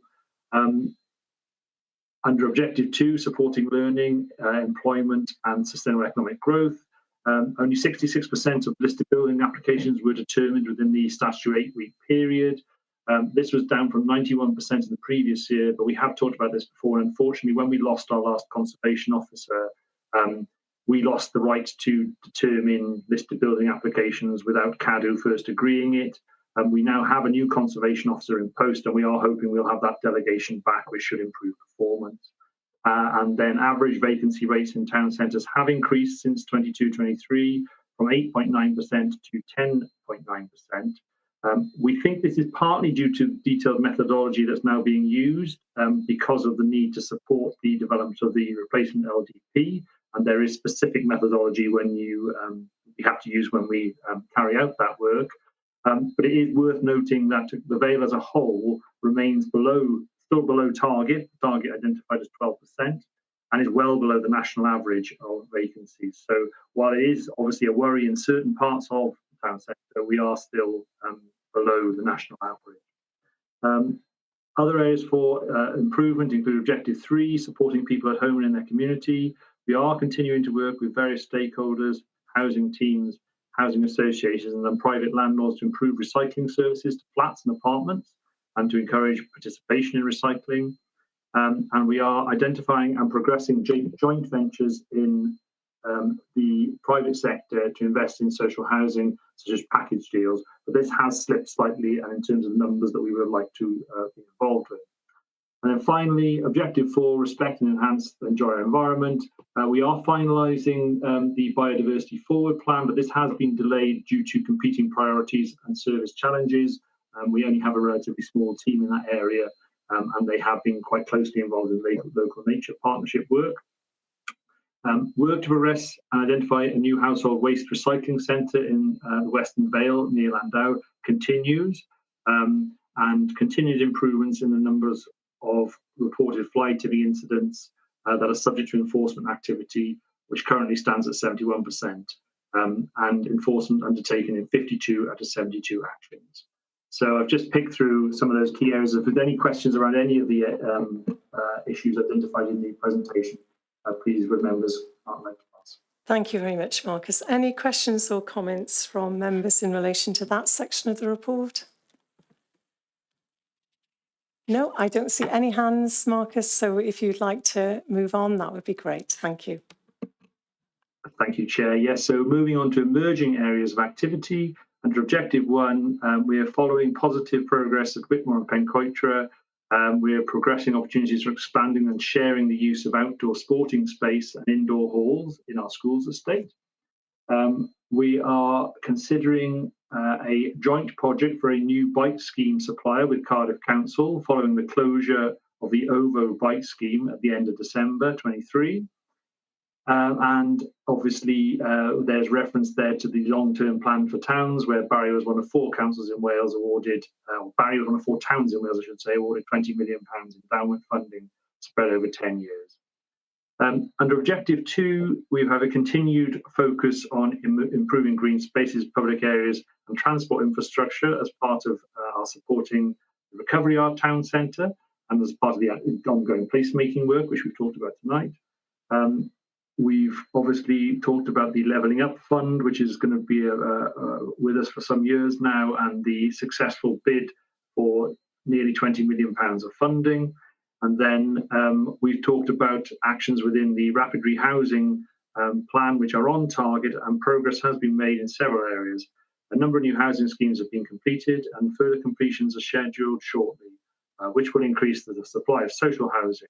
Work is continuing with private landlords to increase access to private rented accommodation. Under Objective 3, we're focusing effectively on leveraging external capital and revenue to support our communities and businesses and to invest in our assets, with a focus on financial assistance in the form of transforming towns, placemaking grants, and loan schemes to target empty and underused buildings in town centres. And Phil did refer to this in previous discussion. And the Council has secured funding from the Welsh Government for enhanced road safety and various transport initiatives. And finally, under Objective 4, we've delivered upgrades to the gateway into Cosmoston Park. We've introduced biodiversity enhancements on all developments, including towards climate and nature emergencies. And we've, subject to funding, we'll be progressing a new household waste recycling centre in the Western Vale. So again, anyone has any questions on those, any of the items in that presentation, please feel free to ask. Thank you, Marcus. Any questions or comments from any committee members? No, I think we can move on to the final part of the report, please, Marcus. Thank you. Thank you, Chair, and apologies, members. Last section. So finally, under Objective 1, with regard to emerging areas of concern, one of these has obviously been referred to over, I think, almost every one of these reports I've presented, which is attracting and retaining suitably qualified and skilled staff within a very competitive market. Still is challenging, but we are progressing local succession planning initiatives, and these are starting to yield benefits, including in terms of utilising staff who are already working for us in different fields. Under Objective 2, supporting learning and employment, we are accessing new UK funding streams, but these funds do require considerable input, and in many cases, to access the funding, there is a considerable amount of work that has to be undertaken before you actually get there. I would doubly add that obviously we've now had a change of government, and we are still waiting to hear what the changes will be in respect of those funds going forward. So that does, to a certain extent, cause us some concern. We're setting up the Long-Term Towns Board, and this to access the funding of the long-term plan for towns. This again, it has been very labour intensive. and we do have to have a board in place by and a plan produced by the 1st of August. We are currently on target to do that, but the work involved is quite intense. Under Objective 3, we have seen success in terms of developing placemaking plans, but these obviously are very much dependent on support from communities. And I think Phil has already referred to that in the previous part of the report, but obviously they only really work where we do engage with the community. And then finally, with Objective 4, ensuring that public highways are repaired effectively, because we keep insurance claims within limits and within the budget, always is remaining extremely challenging. We all know that budgets are reducing, and obviously we all see that the public highway network has suffered over the last winter and continues to suffer with the amount of rain we've had over this summer. So it is really one of the difficult areas we're looking at. But happy to take questions on any of those other emerging areas of concern. Thank you, Marcus. Any questions or comments from committee members in terms of emerging areas of concern? I see no hands. So, Councillor William, we've made good progress in relation to the rest of the report. What did you want to raise that you felt you didn't have an opportunity to raise previously? Now's your chance. Oh, thank you. Thank you for bringing me back in. Yes, really just to pick up on a point I made earlier, with more funding being available, I was wondering whether we could look at the encroachment of trees on Romilly Park in particular. Thank you. Tree man. Miles, yes. Do you want to respond to that? Thank you, Miles. Chair, I'm happy to do that. I'm guessing, Councillor William, you're talking about trees overhanging from the park onto the public footway. We'll arrange an inspection and we'll undertake any maintenance as required. Thank you. There's a lot of residents who will be very grateful for that. Thank you, Miles. Thank you, committee. It's been a long evening and I'm grateful for your continued engagement. In relation to this report, there are no issues that I think we need to feed back to Cabinet. So the recommendation is that we note the report. Can I have a seconder for that proposal? Thank you, Councillor Hooper. I can see Councillor Norman and Councillor Champion have raised. I'm guessing you were just going to second that recommendation. Thank you for that. I have no items which are urgent under either part 1 or part 2. So it just remains for me to thank you, committee, for your engagement this evening, and I hope that you all have an enjoyable recess, and I look forward to seeing you in September. Thank you all. Good night. Good night.